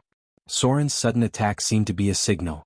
In an instant, the situation of the whole battlefield was reversed. His figure split into two when he jumped. Two Saurons that looked exactly the same appeared in front of the goddess of poison. They attacked from the left and right respectively, brandishing their silver-white scimitars. At the same time, the power of the Shadow Realm covered the area, the breath of death spread, and the power of slaughter temporarily suppressed the poison realm. Soren was ready to rush to the opponent's side for close combat. On the other side of the battlefield, the blighters who served the goddess of poison and the followers of the goddess of torment both suffered a devastating blow. This was because when Soren cast the mimicry spell, Gloria also split into two under the night sky, and the spell bombarded the blighters like cannon fire. But this was only the beginning. Fallen Witch Kalina, who was obviously absent-minded and seemed to be slacking, also became serious. She also cast Simulacrum. The two black-robed Fallen Witch acted separately, and countless spells fell like a torrent. The easiest one was probably Vivian. The little girl's magic attack was already overwhelming, and because Lillian was in her body, she was even more effective than Soren when she cast Simulacrum. She was the only one who could fully display the power of Simulacrum among everyone present. Two figures of Vivian appeared on the battlefield. The original was controlled by Vivian herself, while the avatar was controlled by Lillian's consciousness. The first round of attacks was thousands of arcane missiles. The arcane missiles formed a torrent, and completely enveloped the followers of the goddess of torment. At this moment, the whole battlefield changed and even Princess Royal was slightly surprised. She opened her mouth and murmured, "What kind of spell is this?" Simulacrum. One of the core spells that was lost during the Arcane Empire. Splat. Rotten and poisonous blood splattered. Soren brandished his scimitar and sliced off the rotten flesh on his arm. Then he converted his divine power and cast restoration on himself. In front of him was the goddess of poison, Talona, who was covered in wounds.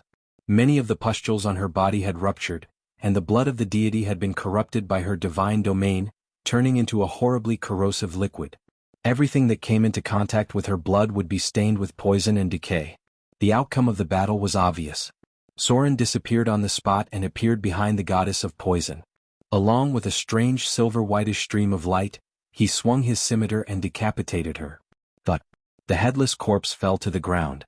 Along with Talona's death, a dazzling divine radiance spread. A large part of it poured into Soren's body, while the rest spread to the others on the battlefield. A divine radiance entered Gloria's body. A divine radiance entered Vivian's body. A divine radiance entered Princess Royal's body. What surprised Soren was that at the moment of the goddess of poison's death, a divine radiance that represented the power of her divine domain flew directly to the nearby fallen witch. Then, the fallen witch's body trembled as the radiance merged with her body. There were more than 10 divine radiances scattered when the goddess of poison died. Apart from the majority that Soren obtained, even the ugly monkey obtained 1 divine radiance during the battle. At the same time, among the withered in the enemy camp, there were also some who obtained the power of the goddess of poison. A row of data appeared in front of his eyes. You have killed the goddess of poison, Talona. Extracting target's soul energy. You have received 63 million slaughter EXP. Target possesses divine power. Extracting target's divine power. You have received 45 divine radiance. Target possesses divine radiance. Extracting target's divine radiance. You have received 25 divine radiance. Divine domain conflict. You are unable to master the disease, divine domain. You have received partial information about the disease, divine domain. You have mastered the disease, divine domain. Would you like to convert the disease, divine domain into the death, divine domain? Divine domain conflict. You are unable to master the poison, divine domain. You have received partial information about the poison, divine domain. You have mastered the poison, divine domain. Would you like to integrate the poison, divine domain into the rogue, divine domain? There were no surprises. Soren was not very compatible with the divine domain of the goddess of poison, Talona. The only thing that could be connected was that diseases brought death and rogues were good at poison. These 2 divine domains were not compatible with Soren's divine domain, so he could only master 1 step backward. This was also why Talona's power was scattered to many people. P.S. There is another update today.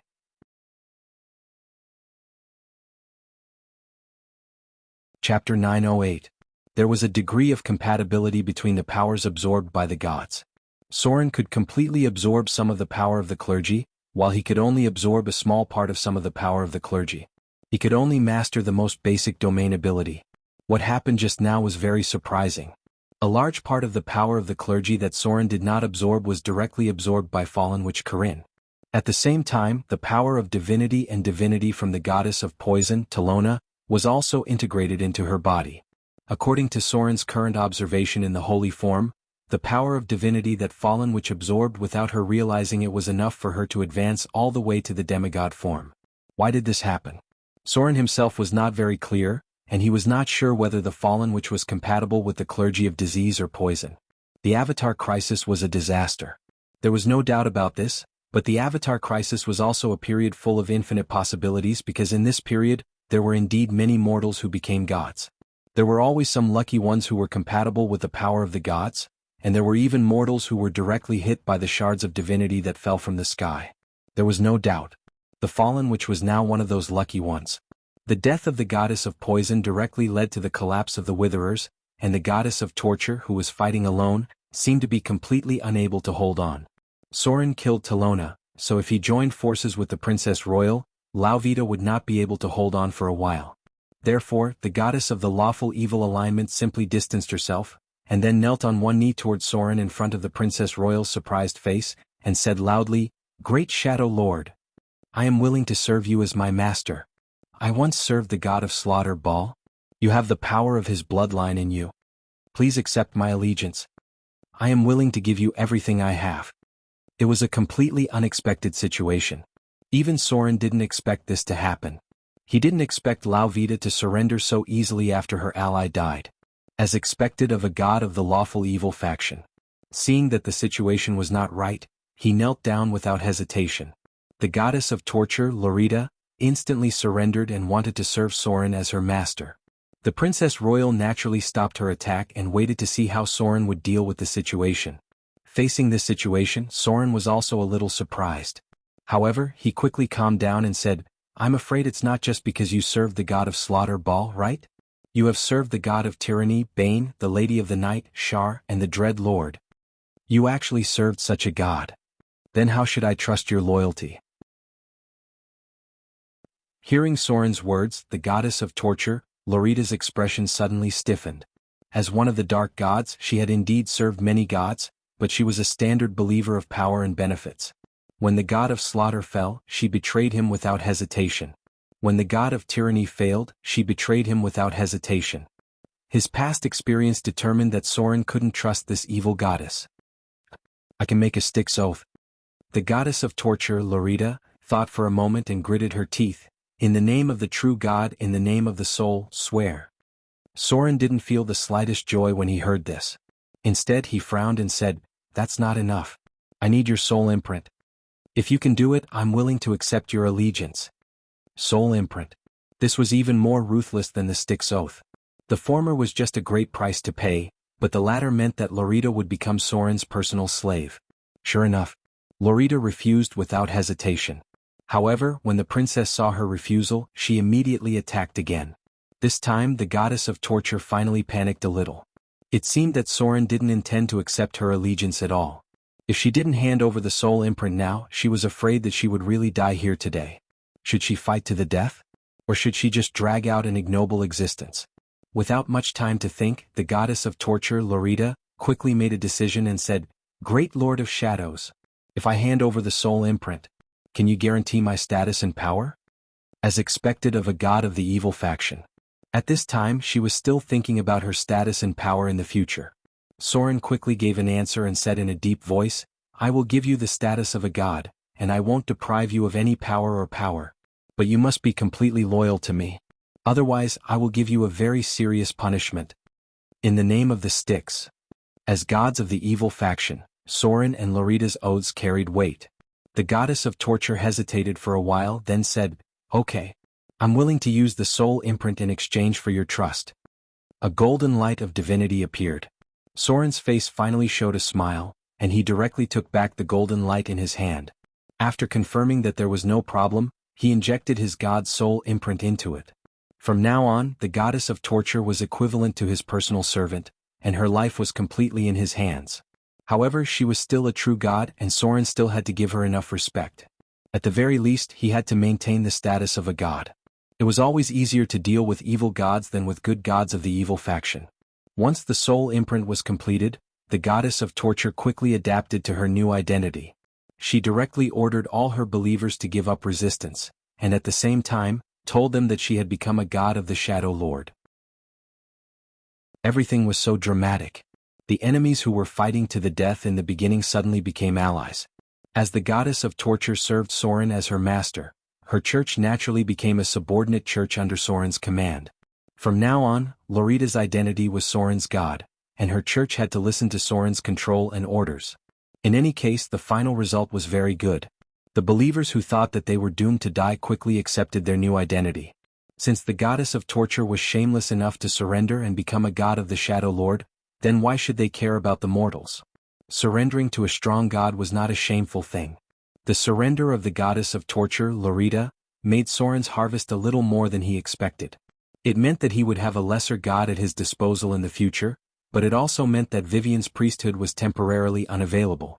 He was afraid that he would have to think of other ways to find a suitable priesthood for the little girl. P.S. Second update. Not today. Chapter 909. Talon City quickly returned to calm after a night of riots. However, compared to the past, this city had a slightly different atmosphere. The originally lazy guards were nowhere to be seen. Many of the nobles' mansions had been raided. There were many new faces on the streets and city walls. The city guards also had an obvious murderous aura. With the support of Mordor City, the half-elf noble Trano quickly gained a foothold in Talon City. This was a very smart half-elf. In order to prove his value to Mordor City, he was very straightforward and ruthless. He killed more than 30% of the nobles in Talon City. But this was nothing. After sitting on the throne of the city lord, he quickly condemned the other nobles, but they did not have to be exterminated.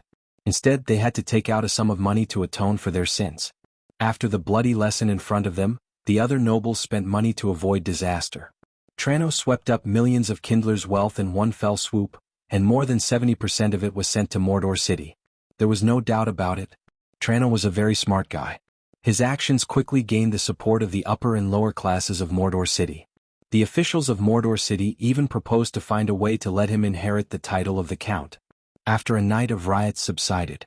In the temple area of Talon City, there was a new temple to serve Sauron, and in the central square of Mordor City, an area behind the original temple was also divided, and a new temple was built. This was the temple to serve the goddess of torture, Lorita. As Sauron's subordinate god, within the range of the giant temple that Sauron was building, there must be an empty temple for all his subordinate gods. Similarly, some of the followers of Lauvita, the goddess of torture, were also incorporated into the Inquisition and Adjudication Department of the Church of Sauron. Lauvita's followers were good at torture and interrogation. Such a god was very useful. A ruthless god would inevitably have a group of ruthless fanatics, and these people could help Sauron deal with many dark side things that could not be seen. According to the contract of the gods. As Sauron's subordinate god, Lorita had the right to accept believers within the scope of Sauron's faith, but including her church and herself, they had to listen to Sauron's orders when necessary. At the same time, when Sauron's church held a large-scale ceremony, Lorita also had the right to share the faith. That was to say, such a ceremony must also worship her, but the standard was far lower than Sauron's. Similarly, if Lorita, the goddess of torture, wanted to hold a ceremony, then Sauron's position must be in it. Her believers must pay respect to Sauron before praying. Talon City was still the core area where the goddess of torture's faith spread. However, the scope of the two gods' faith had merged. This was the embryonic form of a divine system. In the future, as the divine system expanded, there would be many things to add, including large-scale rituals for the entire divine system. There was no doubt. After killing the goddess of poison and subduing the goddess of torture, Sauron was recognized by the gods as a member of the Dark Pantheon. The original Dark Pantheon was the three gods of death. Sauron was now a new member of the three gods of death in the eyes of the gods. But unlike the three gods of death in the past, after killing the goddess of poison, the first thing that Sauron received was the congratulations and gifts from the goddess of agriculture. This was surprising. After Sauron killed the goddess of poison, the Church of the Goddess of Agriculture actually sent a generous gift to Mordor City. A new batch of improved seeds, including wheat, barley, potatoes, corn, and other crops, and a new irrigation method recently developed by the Church of Agriculture. This was a well-known point. The goddess of earth hated the goddess of poison, and the goddess of agriculture also hated the goddess of poison. On the day that the goddess of poison, Talona, came to the mortal world, she spread a terrible plague. Not only did it kill many living creatures, but even a large forest was destroyed because of the plague. The goddess of poison had many enemies. Although Sauron was a god of the evil alignment, after killing Talona, he seemed to have gained a lot of goodwill. However, it was also because he subdued the goddess of torture, Lauvita, that Sauron was officially regarded as one of the Dark Pantheon. Many gods of the good alignment were very wary of him. Talon City returned to peace in just 3 days.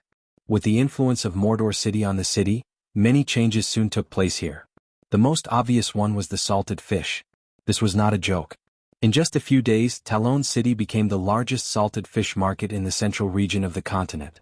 Because of the Avatar crisis, the food and materials in the entire continent became tense.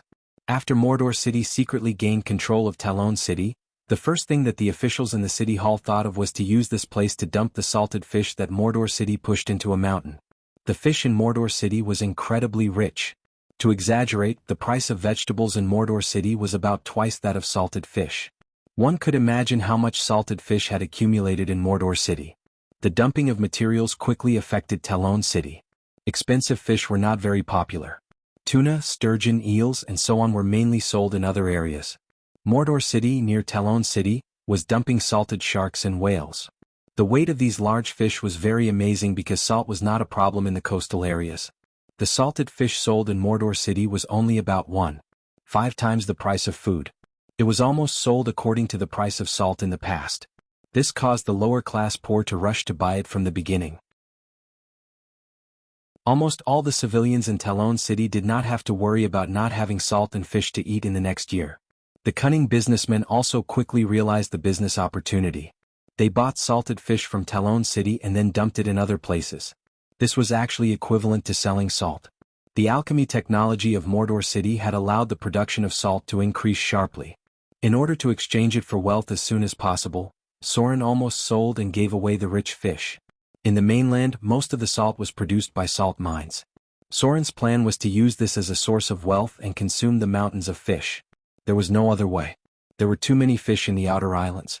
It was too easy to hunt a few whales and sharks near Mordor Island.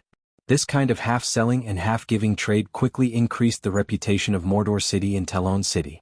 After the civilians here had a lot of influence on Mordor City, Soren immediately began the next part of his plan. That was the population. Civilians, craftsmen, farmers, and so on. Mordor City needed a large number of foreign people to build. The Avatar crisis caused a shortage of materials, and many refugees had been displaced. What Mordor City needed to do now was to absorb people from them, and then transport these people to the port of Mordor through airships, and send them to the 12 rapidly expanding towns.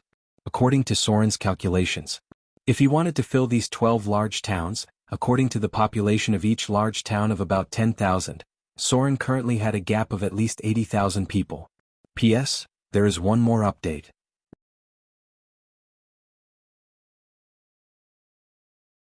Chapter 9-10.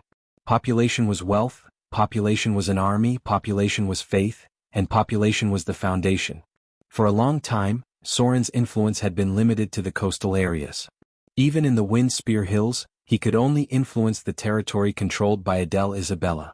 But this time, after opening the gap in Talon City, Soren had reached into the inner areas of the continent. Many civilians who were affected by the first and second waves of the Avatar crisis were mainly humans. Many farmers, craftsmen, and merchants were attracted by Soren and moved to Mordor City.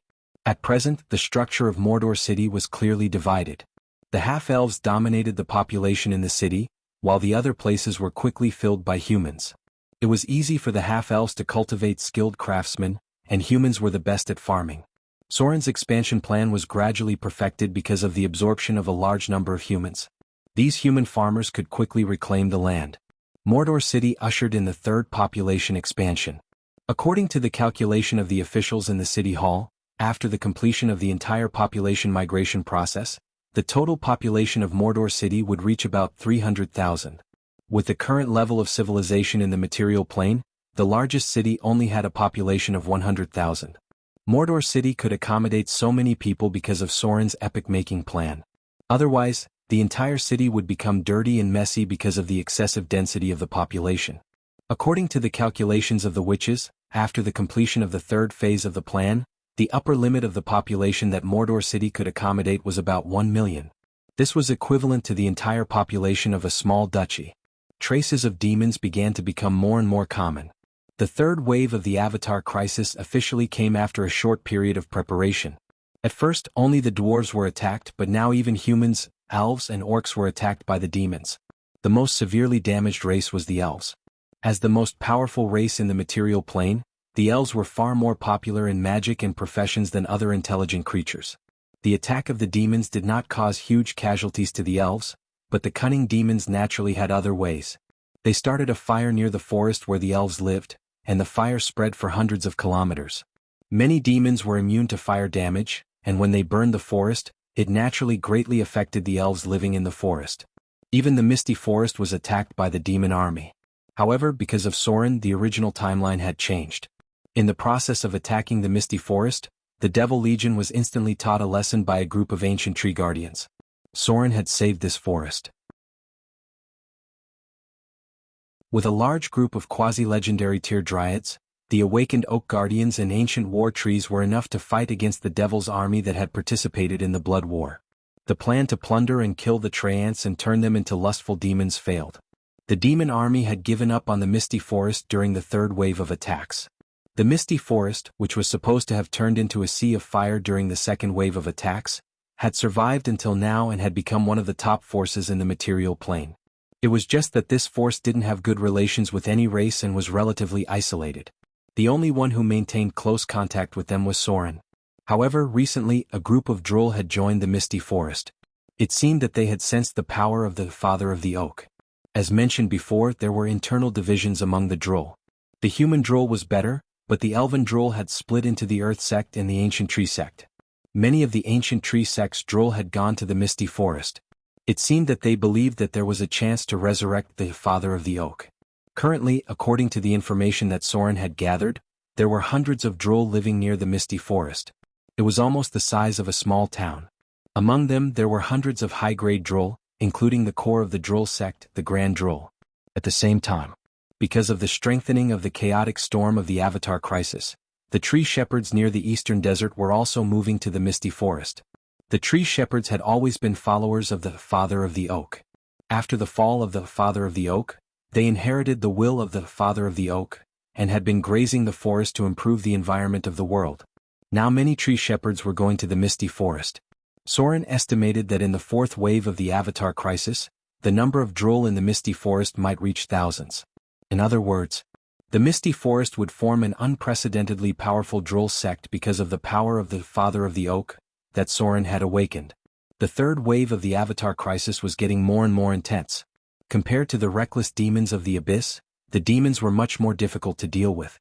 Because there had been many fallen followers of the demons on the continent, and there were even human sects that believed in the Archduke of the Devil. Even the city of Mordor could not avoid this because the city of Mordor had recently caught a fallen follower of the Devil Lord, Mammon. This human fallen follower had been completely corrupted by the demons. The evil demons had infiltrated many races from the inside, and the most complicated human beings were obviously the easiest to break through. The devil follower was handed over by Soren to the followers of the goddess of torture, Lorita. Under the extreme torture that was cruel and almost artistic, the devil follower told everything he knew. The situation was not optimistic. The devil follower came from the coastal areas. At present, the devil lords who had infiltrated the human world and controlled many followers were Mammon and the Queen of Yuma. The former had infiltrated the vicinity of Port Tylon, while the latter had great power in the Principality of Rossard. In the end, the fallen follower was secretly executed. And Soren also gave a special task to the Church of the Goddess of Torture, Lorita. He had some secret plans that needed to be carried out, and at this time he needed the followers of Lorita because there were many special talents among the followers of the Goddess of Torture. Night fell. After dealing with a lot of things, Soren began to learn legendary spells. As a new god, he still needed to learn a lot because he also had the ability of a wizard. There was a soft sound of footsteps. When Soren looked up, Fallen Witch, Corinne appeared in front of him.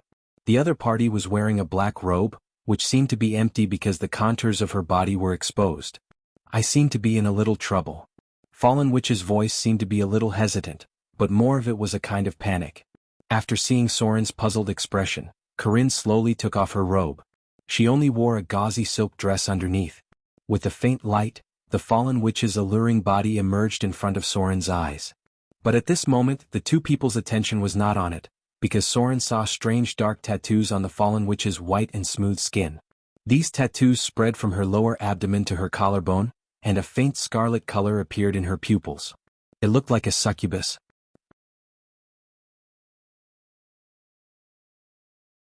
Chapter 9:11. The Phenomenon of Corruption.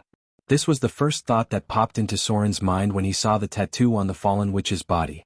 The tattoo on the Fallen Witch's body was a bit similar to the magic patterns on the demon's body, but what Soren didn't understand was that if it was a demonic phenomenon, the Fallen Witch's body should have a very strong demonic aura. But in fact it was the opposite. There was no demonic aura on the Fallen Witch's body, and even the slight demonic aura caused by the phenomenon in the past had disappeared. If there was a change on the Fallen Witch's body, then there was no doubt that the human aura on her body had gradually turned into the aura of a creature from the lower planes. It was a very rare phenomenon of corruption. The Fallen Witch was obviously a little uneasy about the changes on her body. She looked at Soren and said, "Is it because we didn't hold a ceremony to please the succubus queen? Under normal circumstances, we should have held a ceremony to please the succubus queen last month." Soren frowned slightly and said slowly, "Logically speaking, it shouldn't be like this. It's a very special time now, and even the succubus queen doesn't have the time to pay attention to you. It might be related to what happened in Talon City. If I'm not mistaken, you already have a trace of divinity on your body. Divinity from the evil god. Hearing Soren's words, the Fallen Witch couldn't help but be startled. She then asked nervously, "Then what should we do next?" Divinity from the evil god. There was only one evil god that died in Talon City, and that was the goddess of poison, Talona. The Fallen Witch knew what she looked like. As the most beautiful witch in the north, she didn't want to become like the goddess of poison. No matter how powerful a woman was, she still cared about her beauty, even if the Fallen Witch wore a long robe and a cloak all year round. "Don't worry." Soren smiled and said, "The goddess of poison became like that because she couldn't control the power of the divine title, so she was corrupted by the divine title of disease. You have very little divinity on you. He shouldn't have become like that. However, based on the current situation, it's best for you to find a way to become a demigod. This way you can rely on your own strength to suppress the change. For now. If you need, I can help you suppress the effects of the corruption with my divine power. But this change is only temporary. In essence, you will gradually become like me, but the key is whether you can control it or not." Just like Soren. That was naturally what the evil god looked like. Although Soren was still in the form of a half-elf, he was essentially an evil god from the lower planes. This depended on whether or not he could control his power. For example, the slaughterer form mentioned earlier. A real slaughterer was a twisted creature that was close to an alien. If Soren couldn't control himself, then his early transformation would be close to an alien. After becoming a god, he would become very similar to some evil gods, or even be corrupted by the divine title like the goddess of poison. However, Soren relied on his own power to control everything, so his body didn't change much. This was the difference between controlling power and being controlled by power. Princess Royal's ability often went berserk because she couldn't control her power, and Fallen Witch's corruption was because she couldn't control her power. So, everything is because of what happened in Talon City? Not because of the contract with the Queen of Succubus? Does that mean I don't have to hold a ceremony to please her? Fallen Witch asked after hearing this. Soren hesitated for a moment and said, "I'm not sure about that. The tattoo on your body is a demon's tattoo. Under normal circumstances, corruption shouldn't cause such things to appear. The current possibility is that the goddess of poison's divinity triggered the mark that the goddess of succubus left on your body, so it stimulated your body and led to a more obvious demonization. If you can't control this, you may transform into a succubus in the future." There was no doubt about it. The Queen of Succubus gave Fallen Witch power in the beginning for her soul. In other words, after Fallen Witch died or when the time was right, she could directly transform into a succubus. Souls could be transformed into succubus. A living person could also be transformed into a succubus. For a god, it wasn't difficult to change the form of a mortal, so Soren suspected that the Queen of Succubus had left a seed in the Fallen Witch to transform into a succubus. When Fallen Witch heard this, she couldn't help but hesitate for a moment and then said, "If that's the case, how about we hold a ceremony to please the Queen of Succubus? The current state makes me very uneasy." When Soren heard this, he thought for a moment and then said, "Okay. Let's see if it works first." The Fallen Witch nodded and closed the door with a wave of her hand. Then she cast a soundproof enchantment, and finally sealed the entire room. After doing all this, Fallen Witch couldn't help but take a deep breath and then took off the silk dress on her body with slight embarrassment. "This is just a ceremony to please the Queen of Succubus. It's just to stop my body from decaying." She kept comforting herself in her mind. Fallen Witch covered her chest with her hands, then turned around with a blush on her face. Her back was facing Soren, and her round and full buttocks were exposed. Next, they needed to hold a special ceremony. When Fallen Witch came out of Soren's study, her face was slightly red, but her expression was very relaxed. There was a faint sense of laziness. At this time, from her collarbone to her neck, the original tattoo had disappeared. It seemed that her judgment was not wrong. This matter was indeed related to the mark left by the Queen of Succubus. Because after the ceremony to please the Succubus Queen, the tattoo on her body gradually faded, and no trace could be found on her white skin. The Queen of Succubus left some kind of seed in her body. Before she could erase this seed, she could only use this method to delay her own change, although this matter made her feel a little sorry for her daughter. On the other side, after the ceremony, Soren sat at his desk and pondered, why did such a change happen? What did the Queen of Succubus leave on Karina's body? That strange change was not caused by the Queen of Succubus's mark, so what was the reason? No matter what. The fallen, which was very important to Soren. She was not only Gloria's mother, but also an important pillar of Mordor City. In the future, the construction of the floating space city and the research of elemental fission would be inseparable from her. Soren would never allow the Queen of Succubus to do anything too excessive to her, so he must find a way to remove the mark on the fallen witch. A god may not be able to remove the mark left by another god. Soren had only two ways to solve this matter at present. One was to find the Queen of Succubus, negotiate with her, and pay a certain price for her to remove the mark herself. The second was that Soren promoted himself to a great divine power and directly removed the mark on the fallen witch's soul with the power of a great divine power. A great divine power was a special benchmark. Because in general, a great divine power was equivalent to the main god of a divine system. Although the Queen of Succubus was very powerful, she was only a weak god after all. It was possible to forcibly remove the mark with the power of a great divine power. The first way was more difficult because Soren had never dealt with the Queen of Succubus, and he didn't know where she was. As for the second way, he could try because Soren would be promoted to a great divine power sooner or later. His divinity had now reached 275 points, and it was not difficult to promote to a great divinity. Whether it was the body of the demon Orbis in the bottomless abyss or the body of the ancient god floating in the astral world, it was enough for Soren to increase his divinity to more than 300 points. The only problem was the divinity. Soren's divinity was only 140 points, which was a big gap. It would take him hundreds or thousands of years to increase his divinity by conventional means, so he could only plunder from other gods. It was now the time of the Avatar crisis. It was the worst and the best time. If he could kill a great divine power or finish the last blow, Soren might be able to make up for this huge gap in divinity. However, the fall of a great divine power was in the last stage of the Avatar crisis. At the current intensity of the third wave of impact, at most one or two gods with weak and intermediate divine powers would die. The key was in the fourth and fifth waves of impact. The fourth wave of impact was an elemental riot.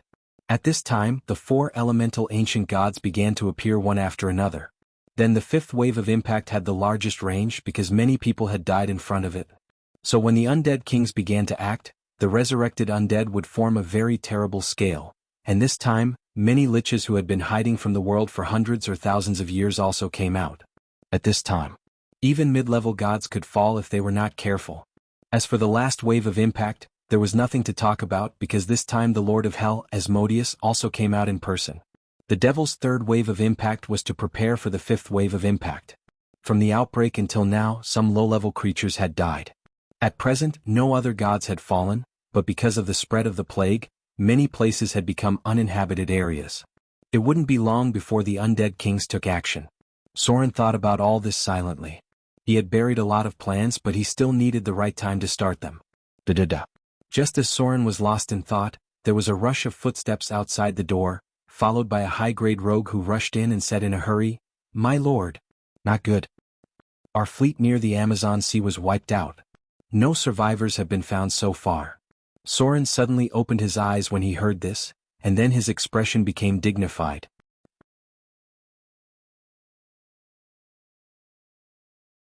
Chapter 9:12. It was a sudden accident. Looking at the entire material plane, Mordor's navy was the most powerful. Especially after Mordor had airships, the advantage of naval warfare was even more obvious. At present there was almost no fleet that could compete with Mordor. Soren's navy had firmly grasped the South Sea, West Sea and North Sea in his hands. But the news he received today was really unbelievable. A fleet under Soren's command, consisting of 3 32-gun warships, 2 frigates and 2 medium-sized ships, was wiped out during a routine patrol. Such an armed force was enough to attack the port of a coastal city. It was almost impossible to make them disappear quietly, unless there was a mortal who did it. Not a single survivor? Soren's face was pale. "Have you searched the nearby sea and land?" The lurker bowed and said carefully, "We have searched. Not a single survivor was found." "Could it be the Storm Lord?" Soren thought for a moment and said in a deep voice, "Could it be the Amazons? Have they done anything unusual recently?" The lurker thought for a moment and whispered, "It shouldn't be them. Recently the Amazon region has not been very peaceful. It is said that there is a wind element in the central part of the Amazon rainforest. And in the nearby sea, an Amazon fleet suddenly had an accident. Similarly, there was not a single survivor. What? Something happened in the Amazon? Soren suddenly looked puzzled, and then he seemed to remember something and murmured, "Did that thing run out?" "No way. It happened nearly a year earlier." Thinking of this, he looked at the lurker in front of him and said in a deep voice, "Okay. I got it. You go and inform the high priest to come over." The lurker bowed and left. Soren immediately teleported to Gloria's laboratory. Fallen, which had returned at this time. Her expression didn't seem to have changed, but her eyes flickered a little when she looked at Soren. "What's wrong?" Gloria was smart enough to tell that Soren had something on his mind. Soren reached out and caressed her face. Then he kissed Gloria's forehead and said slowly, "There's a bit of trouble." After that, he recounted the whole story. "Do you want to see it for yourself?" Gloria's expression also became solemn when she heard this. She slowly said, "It's unlikely that a fleet can be wiped out silently. Even I would find it difficult to do so. Be careful if you want to go. Mordor City won't have any problems with me."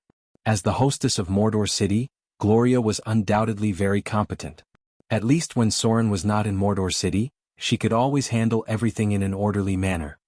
"Yeah." Soren nodded. At this moment, the high priestess appeared.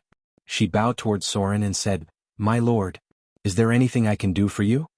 Soren looked at the high priestess in front of him and said slowly, "Yes. I have a message for you to send to the Sea Temple. It's best to hand it to the chief priest of the Sea Temple in person." The next thing was arranged. Soren set off for the Amazon rainforest. Although the Amazons were not far from Mordor City, fortunately, the two sides got along well. At least there was no battle so far. Of course, this also had a lot to do with the indigenous people as a buffer. The Amazon rainforest was a long and narrow continent. The Amazons were divided into several tribes, and there was also the existence of the Centaur race. Because of the chaotic nature of the Storm Lord, there was no unified regime in the Amazon rainforest. It had always been a scattered tribal system, which reduced a lot of pressure on Soren. The sea area where the accident happened was more than 200 kilometers east of Mordor City. It was a sea area that bordered the Amazon rainforest. A fleet was completely annihilated here. Thousands of soldiers in the city of Mordor were all killed. Except for some floating pieces of wood, no corpses had been found so far. This matter was simply too bizarre. As soon as Soren arrived at this sea area, he found a very obvious problem. There were very few sea creatures here. In other words, as an overseas area rich in natural resources, there weren't many schools of fish in this sea area, nor were there any other large fish. The entire sea surface was almost dead silent, and there didn't seem to be many living creatures. Soren's heart skipped a beat. He seemed to have thought of something that was not very good. Even a god would have a headache. Soren's figure gradually descended to the surface of the sea. He waved his hand to separate the sea water and then entered the dark bottom of the sea. There was a trace of disgusting smell mixed in the sea water.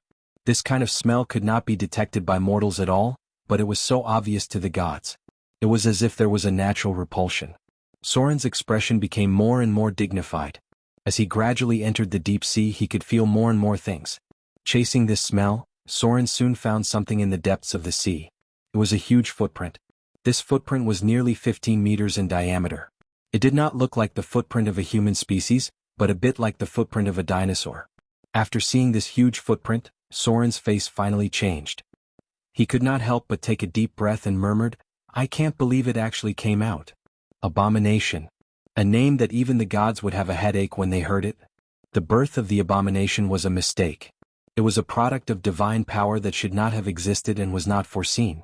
As souls that died prematurely, the abominations continued to live, absorbing nutrients from their power and pure hatred for their ancestors and all natural products. The abominations included countless types, all of which were unimaginable to mortals. They were cursed by heaven and hell, and the abominations had been sealed for countless years. However, with the passage of time, the abominations would sometimes be accidentally released or break free of their cages. The appearance of an abomination could cause great panic in a country, a world, or even a plane. Fortunately, most of the abominations had been sealed away by stronger gods. The abominations had the power of divinity because unless they were destroyed, they were immortal. The abominations had an evil love for disasters. They wanted to destroy everything and project their pain on a larger scale into the multiverse. Life, death, and extinction were the goals of most of the abominations. Although the abominations did not need food, they could get satisfaction from devouring, especially living things. Soren finally understood why a fleet would suddenly be annihilated without any survivors. If the abomination had really escaped, then it would be very strange if there were any survivors under such circumstances. The abomination's greed and desire for destruction could never be satisfied. They were tortured by pain and could only be temporarily satisfied when they devoured living things. An abomination had appeared. This was a disaster more terrible than the demons attacking the material plane. At least demons could be killed and expelled, but if an abomination was allowed to grow stronger, then even the gods would not be so easy to deal with. Because the abomination was very difficult to kill. And if it was only sealed, sooner or later, the abomination would run out again because they were immortal. A dinosaur?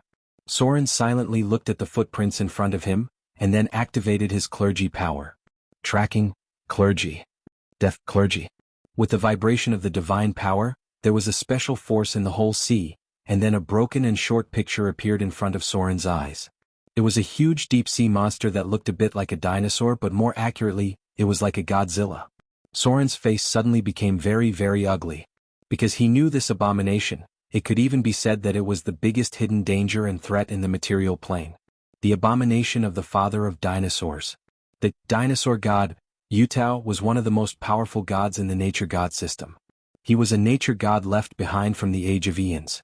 He was an ancient god born during the Age of Dinosaurs, and he had disappeared with time. He might have fallen or he might have fallen into a deep sleep. But he still left something behind.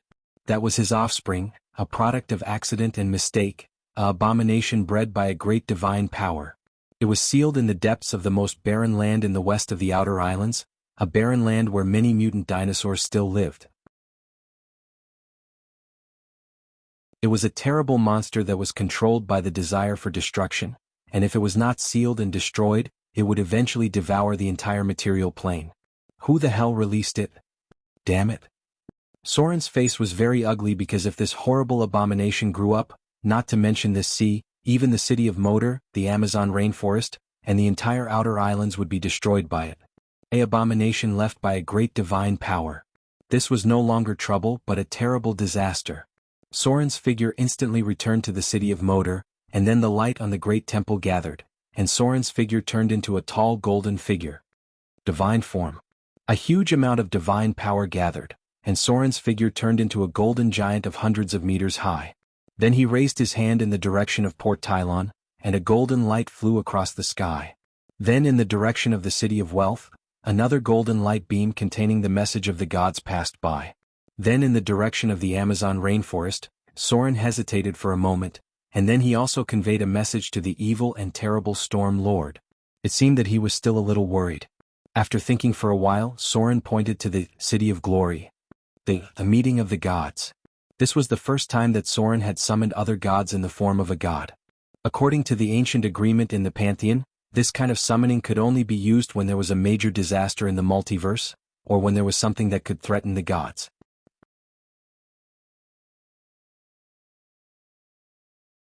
Chapter 9:13. If it wasn't for the abomination.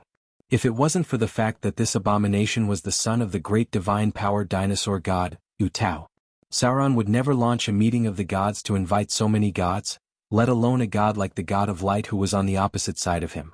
But now it was the time of the Avatar crisis. The power of all the gods had been greatly reduced. Soren could seal or even kill an ordinary abomination alone in the form of a god. But now he was at most in the form of a saint.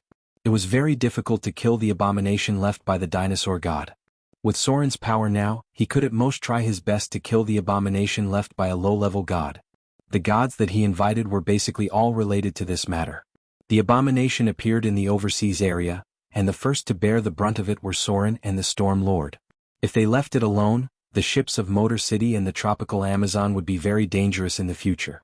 If the abomination entered the land, it could destroy Motor City in one day, and turn the entire tropical Amazon into ruins in a few days. Therefore Soren and the Storm Lord couldn't just sit by and do nothing. Then there was the Sea Goddess. At present, the abomination was active in the area under the sea. It seemed that it still had some wisdom and knew to use sea creatures to make up for the loss of power after being sealed for a long time. If the abomination continued to grow, the sea would be seriously damaged because the abomination's desire to destroy was endless. they were crazier than the demons. If the sea goddess didn't do anything, the sharkmen, the dark-scale fishmen, and all the races in the sea who believed in her would be killed in minutes. As for the Lady of Wealth, there was nothing to say. As long as the abomination was not destroyed, the maritime trade of Motor City must be stopped. A fleet was completely destroyed and thousands of soldiers of Motor City were all killed. Even Soren couldn't bear such a loss. Ordinary merchant ships and frigates were basically sent to their deaths when encountering the abomination. In this case, all the routes in the nearby sea must be stopped, and the trade of the Lady of Wealth naturally couldn't continue. If the scale of the disaster continued to expand, the entire overseas trade would be paralyzed. Finally, the God of Light needed no further explanation. The God of Light had always regarded protecting the world as his mission. Even if he wasn't very friendly to Soren, who was from the evil camp, he should still be aware of the terrible disaster that a God of Light could cause if he were to wreak havoc. However, Soren had always been curious about one thing. Who was the one who released the abomination? No matter who it was. This guy must be hoping for great chaos to occur in the material plane. After sending out the message of the meeting of the gods, Soren's golden giant also slowly disappeared. This movement alarmed many people, and many intelligence personnel who were secretly paying attention to Mordor City also reported this abnormality. Very soon, Soren received the first response from the gods. The message he sent out contained a trace of the power of the clergy of tracking, and the last trace of the tracking image was also sent to the other gods. The Sea Temple was the first to react. With a golden light, a golden figure immediately appeared above the Sea Temple. Many believers who served the Sea Goddess knelt down, and the avatar of the Sea Goddess also appeared above the temple. She held a trident and nodded slightly to Soren. It seemed that the goddess had realized the seriousness of the matter, and soon her avatar came to Mordor City. The second to respond to Soren was the Goddess of Wealth. Her avatar was not covered by the golden light, which meant that it was just an ordinary avatar of a god, unlike the avatar of the Sea Goddess, which retained at least 70% of the power of the original body. This meant that she was not very willing to contribute, and she just casually sent an avatar to respond to Soren's call. The growth of the abomination was very fast. After the arrival of the two goddesses, Soren immediately teleported to the vicinity of the strait. At this time the whole world suddenly changed. Dark clouds suddenly appeared, accompanied by gusts of wind and rolling thunder. A blind giant appeared in the clouds. The storm god, Talos. Talos was a cruel, impatient, and irritable god. He was extremely addicted to chaos and destruction. The storm god was a powerful bully who would seek revenge for the smallest grievance.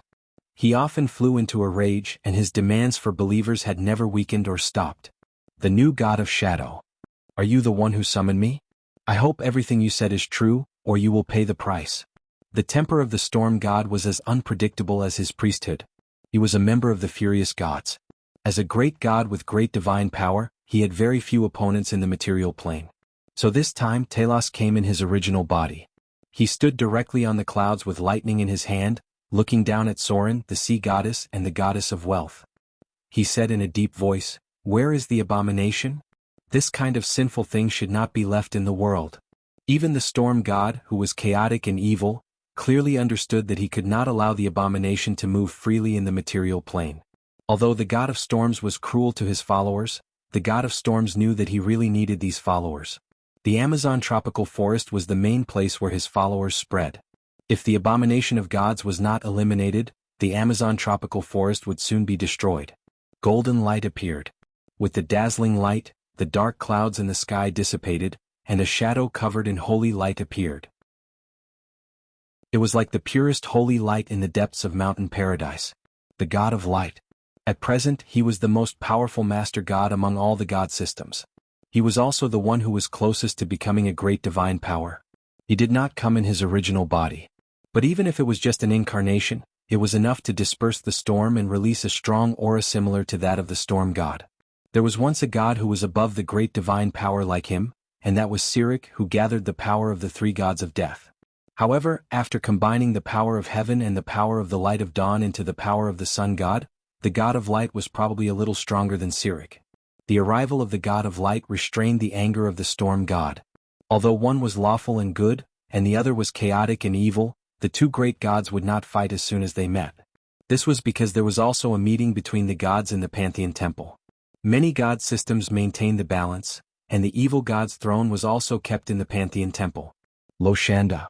Although the storm god restrained his anger, he was still very angry when he saw the god of light's expression. He was a powerful god who was born in the first battle between the Lady of Night and the Lady of Silver Moon. He was not afraid of Loshanda, but he did not provoke him recklessly. The god of light did not seem to care much about this chaotic and evil god.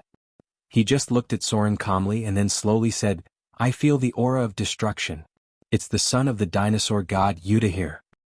Don't waste time. Such a god shouldn't exist in this world." The dazzling light appeared, and Soren, who had the priesthood of shadow, suddenly felt that the god of light was very disgusting, but he controlled his impulse because he knew that it was the disgust caused by the priesthoods of opposing priesthoods. Light and shadow. They were mutually exclusive in the first place. The power of the god of light was a little beyond Soren's imagination. It seemed that the avatar crisis did not weaken him too much. At least for now, everything he showed was similar to that of a real god. As the golden light spread, the shadow of mountain paradise appeared behind the god of light. Then the holy light dispelled the darkness and directly found the source of the aura of destruction from the deepest part of the sea. It was a huge and strange dinosaur that knew how to lurk and hide. Its back was full of sharp barbs, and there were terrible marks on its ferocious and horrible head. The aura of destruction and hatred was emitted from its body. The god of light hated all gods. The Lady of Ocean was the first to act. She waved the trident in her hand, and the sea water exposed the god of light hidden under the sea. The surrounding sea water dispersed, and an invisible force lifted it up and exposed it to the air. Monster full of sin. Turn into ashes under the thunder. The Storm Lord's hatred for the abomination was the same as his hatred for the god of light. His accumulated anger was instantly vented. Accompanied by a loud rumbling sound, the wind and clouds within dozens of kilometers of the entire sea area changed drastically. Streaks of golden lightning struck from the sky, like an endless torrent, directly enveloping the abomination completely.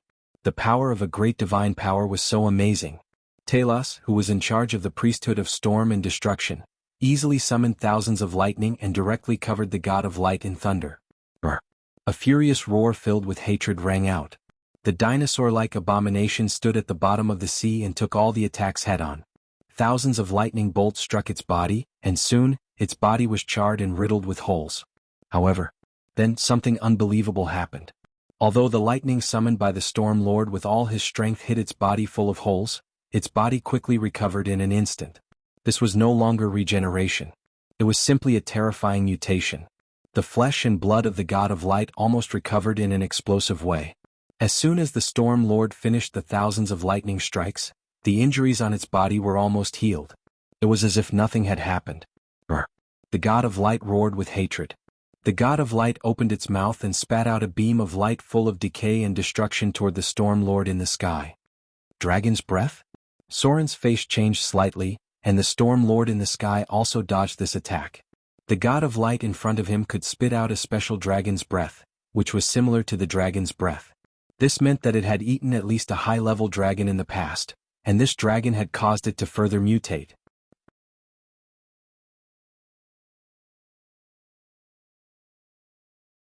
Chapter 9:14. The cursed god's counterattack made the storm god even angrier. With a roar, the lightning he summoned turned golden, and his body turned into a storm giant. He waved his spear and pierced the cursed god. This was his artifact, Lightning Beam, a weapon made of thunder. The Storm Lord, a special legendary profession in the Amazon, was formed based on his ability. Without holding back, the storm god suddenly showed his powerful strength. The cursed god's regeneration speed was completely suppressed by the storm god's attack.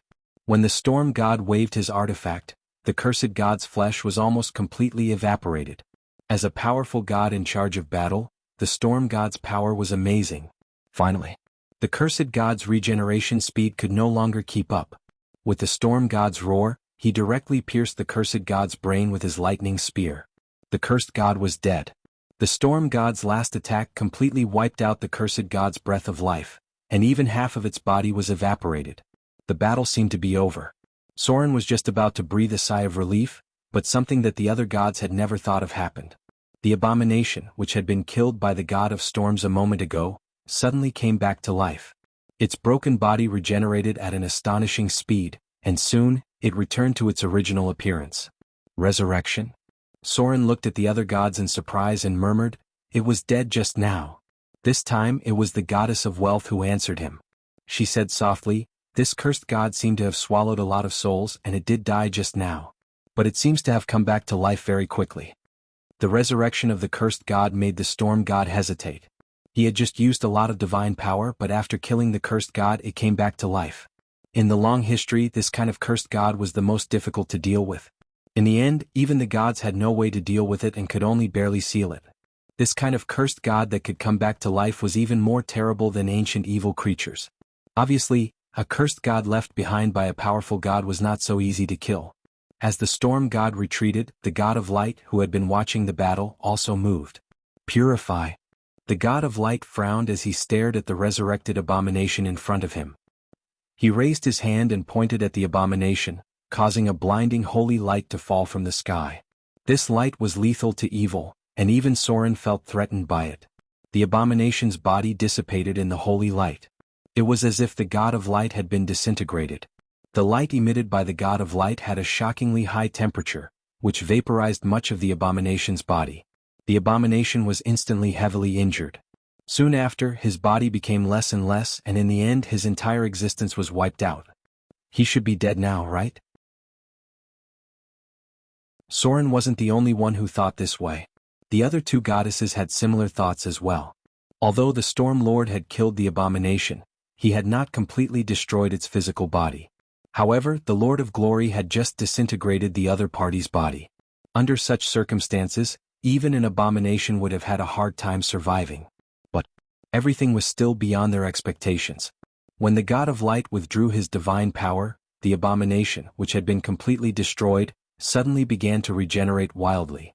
At first, it was just a mass of twisted flesh and blood, then it quickly became a hideous mass of flesh and finally returned to its original appearance. A mass of dead flesh and blood turned into a shell. Then the abomination which had been killed, came back to life again. The goddess of ocean also had a troubled expression at this moment. She said to the other gods, "This abomination seems to be very difficult to kill. We are not in our god kingdoms at the moment. Why don't we seal it first?" It was impossible to kill. No one knew how many times this abomination could be resurrected. If it could be resurrected continuously, then it would be impossible to kill it. In the end they could only seal it. The god of light frowned and fell into deep thought. He seemed to be looking for a way to completely destroy this abomination, but he did not have many ideas. If he couldn't kill it, he was afraid that he could only seal it or banish it into the space-time turbulence of the astral world. However, if he did that, sooner or later this abomination would run out one day. Just as the god of light was about to use his divine power to seal the abomination with the level 12 imprisonment spell. Note, only mid-level gods and above can use this spell. Soren suddenly said, "Wait a minute. Please kill it again. Let me try one last time." Hearing Soren's words, the other gods could not help but look at him in surprise. The god of light took a deep look at Soren, as if he had found something in him, and then nodded silently. The holy light appeared again. This time the speed was much slower, as if to take care of Soren. Under the divine power of the god of light, the abomination was once again broken down and purified. It quickly entered a state of serious injury, and then it was close to death. Slaughter domain. Death domain. Just as the abomination was close to death, Soren's figure turned into a golden giant. He directly rushed towards the abomination in the form of a saint, and the god of light stopped attacking in an instant. Divine power shockwave. The power from slaughter and death shrouded the nearby space. The golden giant transformed by Soren directly waved his hand and hit the abomination as the last blow. Boom. The abomination turned into ashes under the divine power shockwave. The power of death and slaughter also crazily shrouded it. With a strange energy wave, suddenly the body of the abomination exploded. Countless dazzling lights sprinkled down. It was not an entity visible to the naked eye, but a substantial divine power and soul power. Many souls poured down like a torrent, and among them, thousands of souls rushed directly to Soren's position and gathered in the palm of the golden giant transformed by him. This was the fleet swallowed by the abomination. The warriors of Motor City, those souls who died in the mouth of the abomination, were trapped in the body of the abomination until it was killed. Are they really dead? The expression of the goddess of ocean was very surprised because at this moment, the scattered souls were the gods who were killed and swallowed by the abomination. There was also the scattered divine light, most of which rushed to Soren, while the rest fell on the gods. The god of light gathered the most souls. More than half of the souls automatically rushed to his position, and then these souls were purified in the moment when they approached the body of the god of light. They directly turned into white pure souls, and then disappeared in the shadow of mountain paradise behind him. The Storm Lord received the second most souls, among which there were many souls of the Amazon warriors. The Storm Lord directly held them in his palm and sent them into the kingdom of God. The third was Soren. There were about 3,000 or 4,000 souls gathered around him, and they were also held in his palm and sent into the kingdom of God. The goddess of ocean received slightly less souls, only about 1,000 souls, most of which were sea-intelligent creatures. Only the goddess of wealth received the least souls, at most 300 or 500 souls, but she did not contribute much. The power of slaughter? The successor of the three gods of death? When Soren completely killed the abomination with his last blow, the other gods could not help but look at him with complicated expressions. The three gods of death had always been the axis of the gods of the evil camp. Although they had disappeared for a long time, the divine power that Soren just used obviously came from the god of slaughter, Baal. No wonder he could kill the abomination and prevent it from continuously reviving. The power that each god mastered had its own strengths, just like the Storm Lord's combat ability, the god of light's origin of holy light, and Soren's power from the three gods of death. There were also things that other gods feared. That was, if you were killed by him you would really die.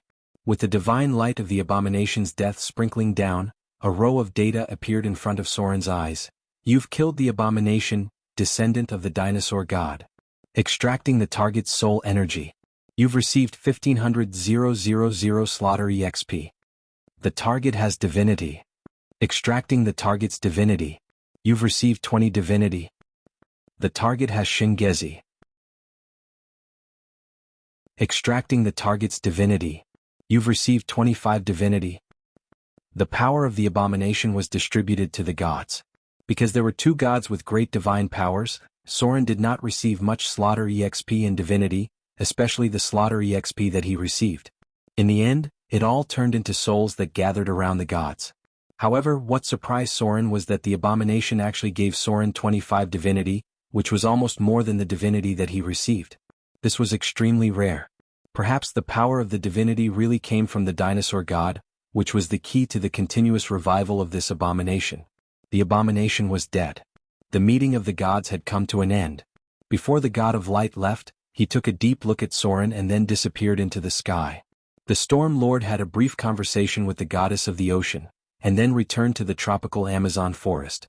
The goddess of wealth was just there to share the spoils of war, so she left quickly after killing the abomination. Only the goddess of the ocean stayed for a while, and then said a few words to Soren. The meeting of the gods was temporary. Only when there was a serious threat to the existence of the gods, they could cooperate for a short time. Now that the abomination was dead, they naturally had to leave. Otherwise, Soren suspected that the god of light and the Storm Lord would fight on the spot. After all, one was lawful and good, and the other was chaotic and evil. Soren soon returned to the city of Moder. He was not in a hurry to convert the power he got from the abomination to upgrade his profession level. The most important thing now was to settle these souls. They could be converted into petitioners in Soren's holy kingdom. Thousands of people died in Moder, and 70% of the souls that Soren got were professionals. These excellent souls could give birth to the first batch of high-quality petitioners in Soren's holy kingdom.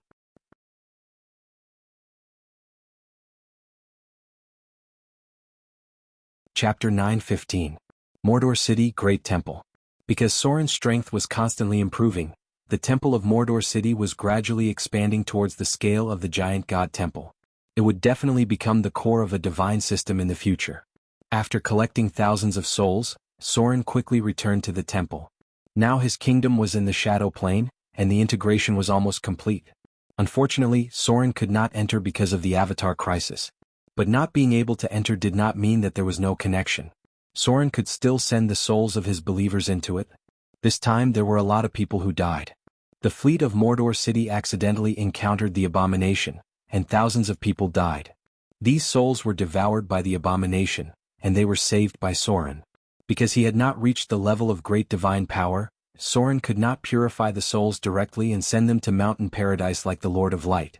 So what he needed to do now was to rely on the temple to purify these souls, and then send them to the kingdom to be reincarnated as petitioners. For now, Soren's petitioner form had basically been determined. Non-combat type petitioners had the appearance of ordinary people, roughly the appearance of a younger believer when they were still alive. As for what kind of appearance they would take, it depended on the purity of their soul. Some souls with outstanding qualities might evolve into the form of heroic spirits or holy spirits on their own. Combatant petitioners were the form of demon hunters. Soren's initial test product had achieved great success in the abyss. The first transformed demon hunter was very powerful. However, it also consumed a lot of energy. At present, in the third layer of the abyss, Soren's demon incarnation had controlled the land of nearly 3 lesser demon lords. Now the only thing that restricted his development was the abyss demon dragon. If he did not kill the abyss demon dragon, the demon Sauron could not continue to grow. But it was impossible to kill it with the demon incarnation alone. Soren had to do it himself. With Soren's current situation, it was almost impossible for him to go to the bottomless abyss to kill the demonic dragon in person. Therefore, the current task of the demon incarnation was to gather Dretch from the wild. Then they would evolve during the slaughter and collect more berserk demons and Hezru. Currently, the demon incarnation's military strength was close to 100,000. With the addition of the evil demon's mercenaries, it would not be a problem to pull out an army of 120,000 or so. Of course, among them, there were many low-level demons that were used to make up the numbers. Inside the temple, Soren quickly transformed into his saint form. Although he couldn't enter the god's kingdom, Soren was still able to easily open a crack. The pool of reincarnation that Soren found in the god's kingdom of the god of hunting had been transformed and sent directly to the interior of the god's kingdom. However, because Soren couldn't enter, he still needed the help of others. Heroic spirits. It was mentioned before that in the second wave of the Avatar crisis, people in Mordor City had already begun to die. The first demon hunter was transformed with the soul of a heroic spirit. Then the other souls were placed in the temple by Soren to be recast and became petitioners of the heroic spirit level. Then they were kept in the statue. Today, it was time for Soren to use them. After death and becoming a heroic spirit, part of the memory of the previous life would be erased, but the most sincere beliefs would be retained. These heroic spirits were equivalent to a new life, but this new life had a memory of the previous life. This was the origin of many souls. How many memories could be retained depended on how firm the beliefs of the previous life were. For now, these heroic spirits created by Soren only retained about 30% of their memories. Fortunately, these heroic spirits retained many skills, and as a petitioner, Soren could also directly give them some important knowledge. My lord. As Soren transformed into the form of a divine spirit, the 5 petitioners in front of him knelt on one knee in front of him. Soren looked at the heroic spirits in front of him. They were all tall men. The reincarnation by the divine spirit himself kept them in the peak state of their previous life. Almost all of them were young souls. He looked down at the kneeling heroic spirits in front of him and said in a deep voice, "What you have to do next is to enter the divine kingdom. I will send the reincarnation pool in. What you have to do next is to place it in the divine kingdom. And then, I will continue to give you new tasks." Because of the fall of the divine kingdom, there was not much life in Soren's divine kingdom. Maybe there were some petitioners who went berserk after the death of the original divine spirit. For example, the believers of the Shadow Lord. There were shadow creatures in his divine kingdom. If they did not die after the fusion, they might even attack the petitioners that Soren sent in because they could not adapt. If Soren could enter the divine kingdom now, it would not be a problem. But at the moment he could not enter the divine kingdom. So the first thing he had to do was to send the heroic spirits in, then build a city and quell the chaos in the divine kingdom as soon as possible. Unfortunately, Soren did not have any Holy Spirit petitioners to send into the divine kingdom, so he could only rely on the number of heroic spirits. Yes. The 5 heroic spirits nodded. In the next moment, Soren waved his hand and sent them directly into the divine kingdom. It was a desolate land. The whole world was gray and in the distance there was a clear sky. This world was a little strange because half of the world was gray, as if it was covered with a trace of shadow. The other half of the world was bright, and there was a large expanse of emerald green forests and plants. This was the result of the fusion of the divine kingdom of shadow and the divine kingdom of the half-elves.